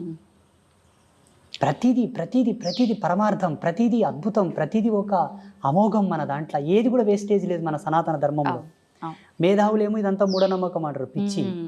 అవును, మూఢనమ్మకం, అసలు దేవుడే వాళ్ళ లేడు. పిచ్చి, వాళ్ళు ఇంకా ఎల్కేజీ స్టడీలో ఉన్నారు వాళ్ళు. ఆ. నా దృష్టిలో వాళ్ళు చిన్నపిల్లలు, నా దృష్టిలో, నా భావనలో. మూఢనమ్మకం అనడానికి సనాతన ధర్మంలో ఏమీ లేదమ్మా. నిమ్మకాయ తీసేసినా కూడా అది నమ్మకమే, ఒక విశ్వాసం. దాంట్లో విఘ్నత ఉన్నది, విజ్ఞానం ఉన్నది. హా. నిమ్మకాయలు తీసేయడం, గుమ్మడికాయలు దిష్టి తీయడంలో కూడా అవును అవును. విజ్ఞాన ఫార్ములాస్ నేను చూపిస్తా. హ్మ్. రమ్మని నాతోనికి జన విజ్ఞాన వేదిక పెద్ద మనిషి వస్తాడు, హా. మీరు రీసెర్చ్ చేయలేదు దాని మీద. ఇప్పుడు భగవంతుడు ఉన్నాడు అని అంటే ఖచ్చితంగా దుష్ట శక్తులు కూడా ఉన్నాయని చెప్పి అంటుంటారు. ఉన్నట్టేనా అండి? లైవ్లో ఉన్నాయి, ఇప్పుడు మన పక్కలో కూడా ఉన్నాయి కొన్ని. అవునా? ఆ, మీకు కనిపిస్తాయా? మన కెమెరా పిక్సెల్ తక్కువ ఉంది, లేకపోతే రికార్డ్ అవుతుండే. ఆ, ఓకే. ఒక టోనోమీటర్ తీసుకురావాల్సింది మీరు, దాని సౌండ్స్ మీరు వినేవాళ్ళు ఇప్పుడు. ఆ, ఓకే. భయం వేస్తుందండి. ఏం భయపడాల్సిన అవసరం లేదు. సాధువుని చూస్తే యమభటులే బెదురుకుంటారు. అవేం చేస్తాయి మనల్ని? మీరు అడిగారు కాబట్టి ఉన్నాయి, ఎప్పటికెప్పుడు ఉంటూ ఉంటాయి, భయపడాల్సిన అవసరం లేదు. ఒక సువాసిని సాంప్రదాయకమైనటువంటి కుంకుమను ధరిస్తే భూత ప్రేతములు ఆమెకు దండం పెట్టి పోతాయట. సాంప్రదాయకమైన కుంకుమ అంటే ఇప్పుడు బల్కంపేట ఎల్లమ్మ ఉన్నది, అమ్మ పాదాల కాడే కుంకుమ నెలకో 2 నెలలకు వెళ్ళి ఇంట్లో స్టోర్ చేసుకోవాలి. మీరు డ్యూటీకి వెళ్ళేటప్పుడు ఇంత నష్టం తగిలించుకొని పోతే దిష్టి బారదు. ఇప్పుడు వాళ్ళే అనుకోండి మీ మీద కొంత, మీరు మంచిగా అందంగా తయారై వస్తే కొంత ఏదో జలసీగా ఫీల్ అయిపోతుంటారు అనుకోండి, ఆ దిష్టి మీకు వారదు. ఆ కుంకుమలో ఉన్న ఎనర్జీ దాన్ని అక్కడనే పంపిస్తుంది. నా భక్తురాలు అక్కడనే పో అంటది సీదా. మన బదులు అమ్మవారే ఫైట్ చేస్తారు. సాంప్రదాయకమైన తిలకధారణ అంటే ఇదే. కెమికల్ తో కూడిన కుంకుమలు పెట్టుకుంటే రాదు. మళ్ళా భగవత్ ప్రసాదితమైనటువంటి భగవత్ ప్రాధాంకితమైనటువంటిది ఏది ధరించినను మనకు ఈ దయ్యాలతోటి దుష్ట శక్తులతో ఎటువంటి భయం లేదు. అయితే ఇప్పుడు మనం చేసుకున్న కర్మలను బట్టే మనం జన్మ తీసుకుంటాము. మనం చేసే మంచి చెడు పనులను బట్టే మనం పైన స్వర్గం నరకం వెళ్ళటం కానీ, మళ్ళీ ఒక జన్మ తీసుకొని వచ్చి ఇక్కడ అనుభవించే విధానం కానీ కూడా ఆధారపడి ఉంటుందంటారు కదా. అయితే ఇప్పుడు ఒక మనిషి జీవం కోల్పోయిన తర్వాత ఆత్మ వెళ్తే పైకి వెళ్ళి అక్కడ ఏదో ఒకటి అనుభవిస్తూ ఉండాలి, స్వర్గంలోనో నరకంలోనో. కానీ ఎందుకు ఇలా దుష్ట శక్తుల రూపంలో, ప్రేతాత్మల రూపంలో మన చుట్టుపక్కల ఇప్పుడు మీరు చెప్పినట్టుగా తిరుగుతున్నాయంటారు? కర్మ విపాకం చెందకపోవడం, కర్మ విముక్తి కలగకపోవడం, వాళ్ళు చేయవలసిన కొన్ని కర్మలు తీరక, వాళ్ళ కోరికలు తీరక. అందుకే సనాతన ధర్మం అన్నీ చెబుతూ కూడా ఒక మాట చెప్పింది. ఏంటి? ఎప్పటికెప్పుడు నువ్వు సత్యం అనే భావన, నేనే సత్యం అనే భావన నువ్వు తెలుసుకో, నువ్వెవరో తెలుసుకో, నువ్వేంటో తెలుసుకో. అంతర్ముఖుడవై ఏ భవబంధములు కూడా శాశ్వతము కాదని, దేని యందు అనురక్తి కలగక, వ్యామోహం కలగక, అన్నిటినీ విసర్జీకృతంతో భావన చేస్తూనే బ్రతుకు. అన్నీ నీవే, చివరికి నావి కావనుకునే సత్యంతో కూడా బ్రతకని చెప్పింది మన ధర్మం. అట్లా కోరికలు పెట్టుకొని వ్యామోహంతో మరణించే వాళ్ళు పోరు, ఆగుతారు. మరి వాళ్ళ పరిస్థితి ఇక వాళ్ళ యొక్క వంశజులు ఉంటారు కదా, తగిన పూజలు, హోమాలు, శాంతులు, దాన ధర్మాదులు చేసి వాళ్ళకు ఉత్తమ స్థితిని పంపించగలగాలి. ఒకవేళ పంపించకపోతే వీళ్ళ యాతన వలన వీళ్ళకు కొన్ని నెగిటివిటీస్ వస్తూ ఉంటాయి, వీళ్ళ సమస్యలు వస్తుంటాయి, వీళ్ళ పనులు కావు, వీళ్ళకి ఇబ్బందులు వస్తుంటాయి, వాళ్ళ కుటుంబ సభ్యులు అనారోగ్య సమస్యలు వస్తుంటాయి. ఎక్కువ రోజులు పితృదేవతలు గనక వేదన పడుతూ ఉంటే వీళ్ళకి పిల్లలు కలగరు. పిల్లలు పుట్టిన పుత్ర సంతానం కలగదు, పితృదేవతల యొక్క శాపం వలన. ఓకే. అయితే ఈ పితృదోషాలతో రకరకాల ఇబ్బందులు పడుతున్నారు అంటారు, అవన్నీ ఇటువంటి వారి కుటుంబాలకే ఉంటాయి. హిందూయిజాన్ని ఫాలో అయ్యే వాళ్ళే కాదు, వేరే మతాల వాళ్ళకు కూడా ఈ ఎఫెక్ట్ ఉంటది. ముస్లిమ్స్ గాని, క్రైస్తవులకు గాని, మానవ జన్మ ఎత్తిన ప్రతి ఒక్కరికి ఉంది ఇది. కంప్యూటర్కి ఒక వైరస్ వస్తే ఏం చేస్తారమ్మా? సిస్టమ్కి ఒక వైరస్ వస్తే ఏం చేస్తారు? అప్డేట్ చేస్తుంటారు, ఎప్పటికప్పుడు రిపేర్ చేస్తుంటారు. జెనెటిక్ అంటే మన జెనెటిక్ థియరీ ఏదైతే ఉందో, డిఎన్ఏ కాలానికి వంశవృక్షానికి సంబంధించిన అప్డేట్ అనమాట ఇది. ఓకే. అయితే ఇప్పుడు మనం ఏదైతే ఇప్పుడు ఈ ఆత్మలు ఇలాంటివి ఉన్నాయి అనుకున్నామో, అలాగే భగవంతుడు కూడా మన కళ్ళకు కనిపిస్తాడా ఆత్మల్లాగానే? చాలామంది ఈ మధ్యకాలంలో నాకు భగవంతుడు కనిపిస్తాడు, కావాలంటే మీకు చూపిస్తా అని చెప్పి రకరకాలుగా మాట్లాడుతున్నారు. నిజంగా అలా భగవంతుని చూడడం సాధ్యమే అంటారా?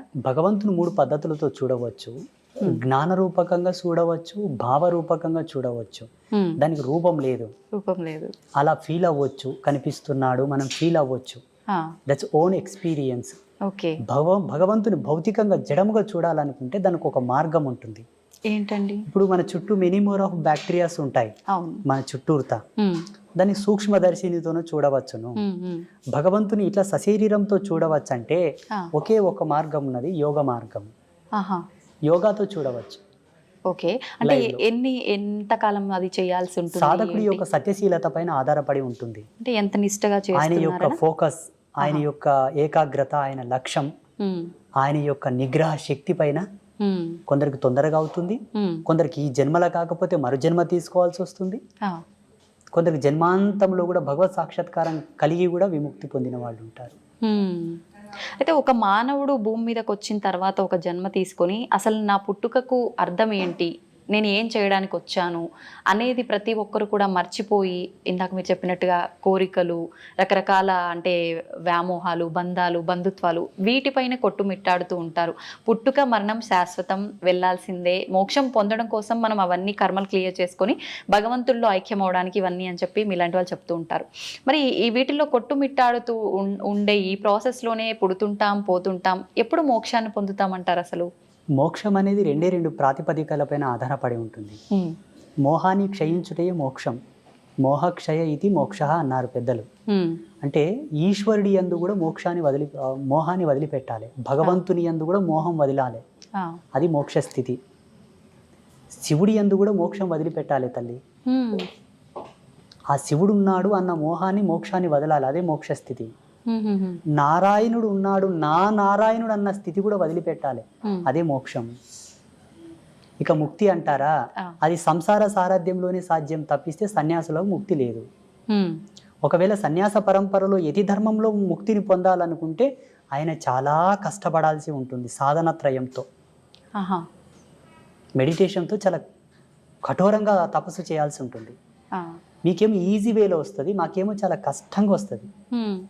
మరి అంత కష్టం అని తెలిసినప్పుడు ఎందుకు మీరు ఇలాంటి సాధనలు, జన్మ కర్మ బ్రహ్మచర్యం? సంభవము, హ్మ్. జన్మ కర్మ సంభవం అంటే పోయిన జన్మలో తీసుకున్నటువంటి శబదం, హ్మ్. భగవంతుడు మమ్మల్ని ఆదేశించినటువంటి ధర్మం, హ్మ్. మా జన్మ మాకు తెలిసి మేము సన్యసించవలసినదే అని మాకు అర్థమయ్యి ఆహా. రావాల్సి ఉంటుంది. ఉదాహరణకి ఈరోజు కరెంటు లేదు, అవునండి. ఒక మంచి స్టూడియోలో ఏసీలో కూర్చొని మనం వీడియో చేయాల్సింది, హ్మ్. హ్మ్. కరెంటు లేదు అయినా చేయాలి, ఎందుకంటే చేయాలి. చాలా దూరం నుంచి వచ్చాము కాబట్టి. అవును, చేస్తున్నామా లేదా? చేస్తున్నా. అది కూడా అంతే. హ్మ్. మేము ఎన్నో జన్మల నుంచి ట్రావెల్ అయ్యి వచ్చి ఉంటాము, మళ్ళీ ఎందుకు మొదలుకోవాలని ఆయన లేనిపోని తలకాయ నొప్పి అని ఇక్కడనే జన్మ సార్థకత పొందించుకుంటున్నాము కాబట్టి సన్యాసులం అయ్యాము. Okay, okay. అయితే స్వామీజీ కారణ జన్ములు అంటుంటారు. అసలు ఎవరు ఈ కారణ జన్ములు అంటే నిజంగా ఉంటారా? లేదు అంటే సనాతన ధర్మం గురించి మా లాంటి వారికి మంచి మంచి విషయాలు తెలియజేసే మీలాంటి వారిని కారణ జన్ములు అనొచ్చా? ఎవరిని అనొచ్చు అంటారు అసలు? లేదు, మనకు జన్మత్రయములని ఉన్నాయి, కర్మజన్మ, కామజన్మ, కారణ జన్మ, హ్మ్. 3. కర్మజన్మలు అంటే ఏంటమ్మా, జీవితాంతం కష్టపడుతుంటారు కానీ వృద్ధి చెందరు. ఆ. కారణం పితాపితరులు చేసిన పాపాలు మిగిలిపోయి ఉన్నాయి, వాళ్ళు పుణ్యం చేసుకోగానే చచ్చిపోయినారు, అవి మన మీద పడ్డాయి. హ్మ్. అందుకే కష్టపడుతున్నాం కాబట్టి ఆ కర్మలు దూరం చేసుకో, నీవు సన్మార్గంలోకి వస్తావు, లాభ పొందుతావు, సుఖపడతావు, అప్పులు రావు, రోగాలు రావు, ఆ. ఇబ్బందులు రావు, బాధలు ఉండవు. కామజన్మ, హ్మ్. కామజన్మ అంటే కేవలము సంభోగ ధర్మాన్ని ఆస్వాదిస్తూ కామ కోరికలతో ఉండి హ్మ్. పిల్లలు సంసారం అనే వ్యామోహం లేకుండా అదేదో పిచ్చిగా జంతువులు కదా సంభోగం చేసినట్లు సంభోగం చేసి పిల్లల్ని కంటే పుట్టే పిల్లలు కూడా కామ పిల్లలే పుడతారు. ఆ. హిరణ్యకశప హిరణ్యాక్షుల్లాగా. ఆయన చెప్తాడు, హ్మ్. అమ్మా ఓ సతీ, ఇది సమయం కాదమ్మా, ఈ సమయంలో మనం తగదు, ఇది సంధ్యా సమయం అన్నా ఆమెకు కామం ప్రబలి హ్మ్. కావాలంటే కావాలన్నదికే కామ సంతానం పుడుతుంది. హ్మ్. వాళ్ళు ఎలా ఉంటారు?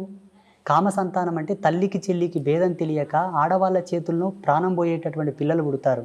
ఓ. సమాజంలో జరుగుతుంది కదా. అవునండి, అవును. ఇప్పుడు ప్రియాంక రెడ్డి హత్య కేసులో 4 చచ్చిపోయారు కదా, ఆ జన్మలు దీని కిందికే వస్తాయి. హ్మ్. కామ జన్మలన్నీ కూడా ఆడవాళ్ళని అందరినీ కూడా ఒక బొమ్మలాగానే చూసే కాన్సెప్ట్తో పుడతారు. చిన్న చిన్న పిల్లల పైన కూడా ఈ మధ్య వీళ్ళంతా ఈ కాలంలో చాలా- కేటగిరీ కిందికే వస్తారు. హ్మ్. ఇక కారణ జన్మ అంటారా, కారణ జన్మ కేటగిరీలో నరేంద్ర మోదీజీ ఓ. First person. అండ్ సెకండ్, నేను ఈ మధ్యలో అనుకుంటున్న నా అనుభవం ప్రకారం ఎవరి వ్యక్తిగతం వాళ్ళ ఇష్టం, నా వ్యక్తిగతం హ్మ్. నేను అనుకుంటున్నంత వరకు పవన్ కళ్యాణ్. ఓకే. మీకు వేరే విధంగా అర్థమై ఉండొచ్చు, 3 పెండ్లాలు ఇట్లా అట్లా, ఓ సినిమా స్టారు రంగేసుకొని ఆటాడినోడు అట్లా ఇట్లా మీరు అనుకోవచ్చు. హ్మ్. ఒక్క మెతుకు సార్లు తల్లి అన్నం అయ్యిందా లేదని చూడ్డానికి అన్నమంతా పిస్కా కర్లా. హ్మ్. ఆయన కొన్ని మాటలు విన్నాను నేను పవన్ కళ్యాణ్వి, చాలా అద్భుతమైనటువంటి విజనరీ ఉన్న వ్యక్తి, సనాతన ధర్మం గురించి, హిందూయిజం గురించి. అటువంటి వ్యక్తి అవసరం ఇప్పుడు ప్రస్తుత కాలంలో. అటువంటి ఆలోచన దృక్పథం కలిగిన వాడు కారణజన్ముడే. హ్మ్. సామాజికంగా కారణజన్ములు మోదీజీ, పవన్ కళ్యాణ్. ఓకే. ఆధ్యాత్మికంగా చెప్పవలసి వస్తే బ్రహ్మశ్రీ సామవేదం షణ్ముఖ శర్మ గారు, చాగంటి కోటేశ్వరరావు గారు, గరికపాటి నరసింహారావు గారు, వదిపర్తి పద్మాకర్ గారు, అవును, వీళ్ళు ఆధ్యాత్మికమైనటువంటి కారణజన్ములు. యోగ సంధాన కర్తృత్వంలో కారణజన్ములు అంటే శృంగేరి జగద్గురువులు, చిన్నజీయర్ స్వామివారు, శ్రీమాన్ చిన్నజీయర్ స్వామివారు, ఇంకా కొంతమంది యతీంద్రులు, యోగులు, సిద్ధపురుషులు, మఠాధిపతులు, పీఠాధిపతులు అందరూ కూడా యోగ పురుషులు. వాళ్ళు యోగ సంధాన కర్తృత్వంతోనూ వాళ్ళు కారణజన్ములు. వీళ్ళు భగవత్ సాన్నిధ్యానికి దగ్గరగా ఉన్నవాళ్ళు. వాళ్ళు శివైక్యం చెందిన తర్వాత ఈశ్వరునిలో లీనమయ్యేవాళ్ళు వీళ్ళందరూ. ఇది ఫైనల్ స్టేజ్ ఇన్ కారణ జన్మ. వీళ్ళందరూ మోక్షం పొందడం, ఇంకా వాళ్ళకు మోక్షము ముక్తి లేదమ్మా, చాలా ఫైనల్ స్టేజ్. వీటికన్నా పెద్ద స్టేజ్ లో ఉన్నారు వాళ్ళు. ఇట్లా 3 జన్మలు ఉన్నాయి మనకు. మీ గర్భవాసమునందు మీ కడుపులో కూడా ఇంతటి గొప్ప వాళ్ళు కారణ జన్ములు, పుణ్య జన్ములు పుట్టాలనుకుంటే తప్పకుండా సనాతన ధర్మాన్ని ఫాలోఅప్ చేయండి. సనాతన ధర్మంలో కూడా మెనీ మోర్ ఆఫ్ కన్ఫ్యూజన్స్ ఉన్నాయి, రకరకాల సాంప్రదాయాలు. ఏవి పాటించకండి, సదాచార సంపన్నులై విరాజిల్లండి. ఈ సదాచారం మనకి ఎక్కడ దొరుకుతుందమ్మా అంటే దేవీ భాగవతంలో దొరుకుతుంది. దేవీ భాగవతం భగవతి విరచితం, సాక్షాత్తు త్రిమూర్తులకే చెప్పినది అమ్మవారు. మీరు త్రిమూర్తులు సుప్రీం గాడ్స్ అని మీరు కొలుస్తున్నారు. త్రిమూర్తులకే జగదంబ గీతోపదేశం చేసినది. ఆ జగదంబ చేసినటువంటి గీతోపదేశమే శ్రీకృష్ణ పరమాత్మ వారు ఆ యొక్క గీతను అర్జునుడికి ఉపదేశించాడు. అది భగవతి గీత. భగవతి గీత, భగవతి చెప్పిన గీత భగవద్గీత. అర్థమవుతుందా? అర్థమైందండి. మీకు ఒక ఫోటో నేను పంపిస్తాను, దీని మీద స్క్రీన్ మీద స్క్రోల్ చేయండి.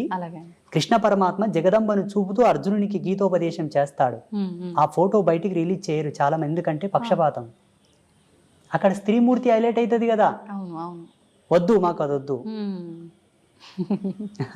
దేవుళ్ళ విషయంలో కూడా పార్షియాలిటీస్. లేకపోతే ఇప్పటికీ ప్రతి సందర్భములో యజ్ఞమూర్తి ఎవరు, మంత్రతంత్ర అధిష్టాన దేవత ఎవరు, వేదమాత ఎవరు? అమ్మవారి గుళ్ళకు శోభ లేదు తల్లి. దక్షిణ భారతదేశంలో ఉంది, ఎందుకంటే దక్షిణ భారతదేశంలో ఆధ్యాత్మికతకు స్వతంత్రత ఉన్నది కాబట్టి. ఉత్తర భారతదేశంలో ఉన్న శక్తిపీఠాలన్నీ వెలవెలబోతున్నాయి తల్లి. అది నా బాధ. సెంట్రల్ గవర్నమెంట్ గనక అధికారం ఇస్తే భారతదేశంలో శక్తిపీఠాలకు ఉండే వైభవం ఏ దేవాలయానికి ఉండదు. నేను కట్టించి చూపిస్తాను స్వచ్ఛందంగా. అమ్మవారి గుడి అంటేనే ఒక అద్వితీయమైనటువంటి అజరామరమైనటువంటి కళాఖండముల చేత విరాజిల్లేటట్టుగా నేను కట్టిస్తాను. కానీ ఉండాలి. పేరులోనే అర్థం ఉంది కదా, శక్తి పీఠం. అది భూమికి శక్తి. అవునండి. ఎర్త్ ఫిట్ లాగా పనిచేస్తుంది అది. మన భౌగోళికమైనటువంటి ఈ భూప్రపంచాన్ని కంట్రోల్ చేసేటువంటివి. మళ్ళీ అమ్మవారు అందుకే నన్ను పుట్టించిందేమో అనుకుంటాను నేను. నా భావన, నా వ్యక్తిగతమైన భావన. మీ భావన కాదు, నా భావన. చూద్దామండి ఏమవుతుందో. మీరు అన్నట్టుగా ఆలోచించడం కాదు, ప్రతి ఒక్కరు మనసులో ఉన్నదే. ఆడవారిని కొంచెం చిన్న చూపుగా చూస్తుంటారు. ఎవరింట్లో వాళ్ళకే కొంచెం చిన్న చూపు ఉంటుంది. సమానంగా సంపాదించినా, సమానంగా గౌరవం ఇచ్చినా, ఏ రకంగా అయినా కూడా ఉంది. ఇప్పుడు మీరు చెప్పేదాన్ని బట్టి చూస్తే, అంటే ఈ పీఠాలు ఇవన్నీ అయితే మేము రీసెర్చ్ చెయ్యము, తిరిగి చూడం కాబట్టి, అంటే అమ్మవార్ల ఆలయాల పైన కూడా ఇంత వివక్ష ఉంది స్త్రీ అని ఉంది. మీరు 12 జ్యోతిర్లింగాల దేవాలయాలు చూడండి, అవును, అష్టాదశ శక్తిపీఠాల దేవాలయాలు చూడండి, అవును, మీకు లైవ్లు ఇప్పుడే కనిపిస్తాయి కదా. పురుష దేవుళ్ళకు సంబంధించిన కాన్సెప్ట్ ని ప్రవచనకర్తలు అలా చెప్పారు. ప్రవచనకర్తలు చెప్పడం ద్వారా ఇప్పుడు జనాలది ఏం తప్పు లేదమ్మా. మాలాంటి వాళ్ళు ఏం చెప్తే అది వింటారు. మీరు ఇంతకుముందు అన్నారు కదా, ఎవరు వచ్చి ఏం చెప్తే అదే వింటారు గురూజీ జనాలు. మరి ఎటు పోవాలి జనాలు అన్నది మీరు అడిగారు, చూసారు, అది సత్యమే. అలా వెళ్ళిపోయారు. కానీ వేదాంత తర్క సంవాదం యొక్క మూలం చెప్పనా, మంత్రతంత్రాల యొక్క మూలం చెప్పనా, అమ్మను ఆశ్రయించిన వాడే ముక్తిని పొందగలడు. ఇది సత్యం. అందుకే కదా త్రిమూర్తులు ఆమె పాదాలు అక్కడ పడుతున్నారు. ఇప్పుడు చూడండి, ప్రపంచంలో ఎక్కువ శాతం పురుషులందరూ కూడా స్త్రీలలాగా మారుతున్నారు. స్త్రీలు పురుషుల్లాగా తక్కువ మారుతున్నారు. అవును, అవునండి. లింగ మార్పిడి చేసుకొని అధిక సంఖ్యాకులు పురుషులు స్త్రీలలాగా అవుతున్నారా, స్త్రీలు పురుషుల్లాగా అవుతున్నారా? పురుషులే స్త్రీలలా అవుతున్నారు. పురుషుడు యథార్థంకి వస్తున్నాడు కాబట్టి అది సత్యం. కానీ అలా జరగడం మంచిది కాదు. ఇది సృష్టి విరుద్ధమే కదా. విరుద్ధమే. అలా మారకూడదు. ఒకవేళ ఆడపిల్లల యొక్క గుణగణాలతో స్త్రీ యొక్క స్వాభావికంతో ఒక పురుషుడు పుట్టినప్పటికీ సాధ్యమైనంత వరకు 100% వాని మోటివేట్ చేసి వాని ద్వారా ఒక జన్మనిప్పియాలి, వానికి సంసారం ఇవ్వాలి. కానీ ఏదో మహిళలాగా చేష్టలు చేస్తున్నాడని వాని కన్వర్ట్ చేయకూడదు. ఇప్పుడు అందరూ అలాగైతే జగత్ సృష్టి ఎట్లా జరగాలి తల్లి? అవునండి. మీకు జన్మనిచ్చిన తల్లిదండ్రులు కూడా ఇట్లా చేసి ఉంటే మీరు పుట్టేవాళ్ళ? అవును అవును. అది మనకు కావాల్సింది. 100కు 1,00,00,000 ప్రయత్నం చేయగా కూడా వాళ్ళు మాడలేదంటే ఈశ్వరార్పణంగా చేసేసేయండి, తప్పులేదు. ఇది నా అభిమతం. ఏమంటారు?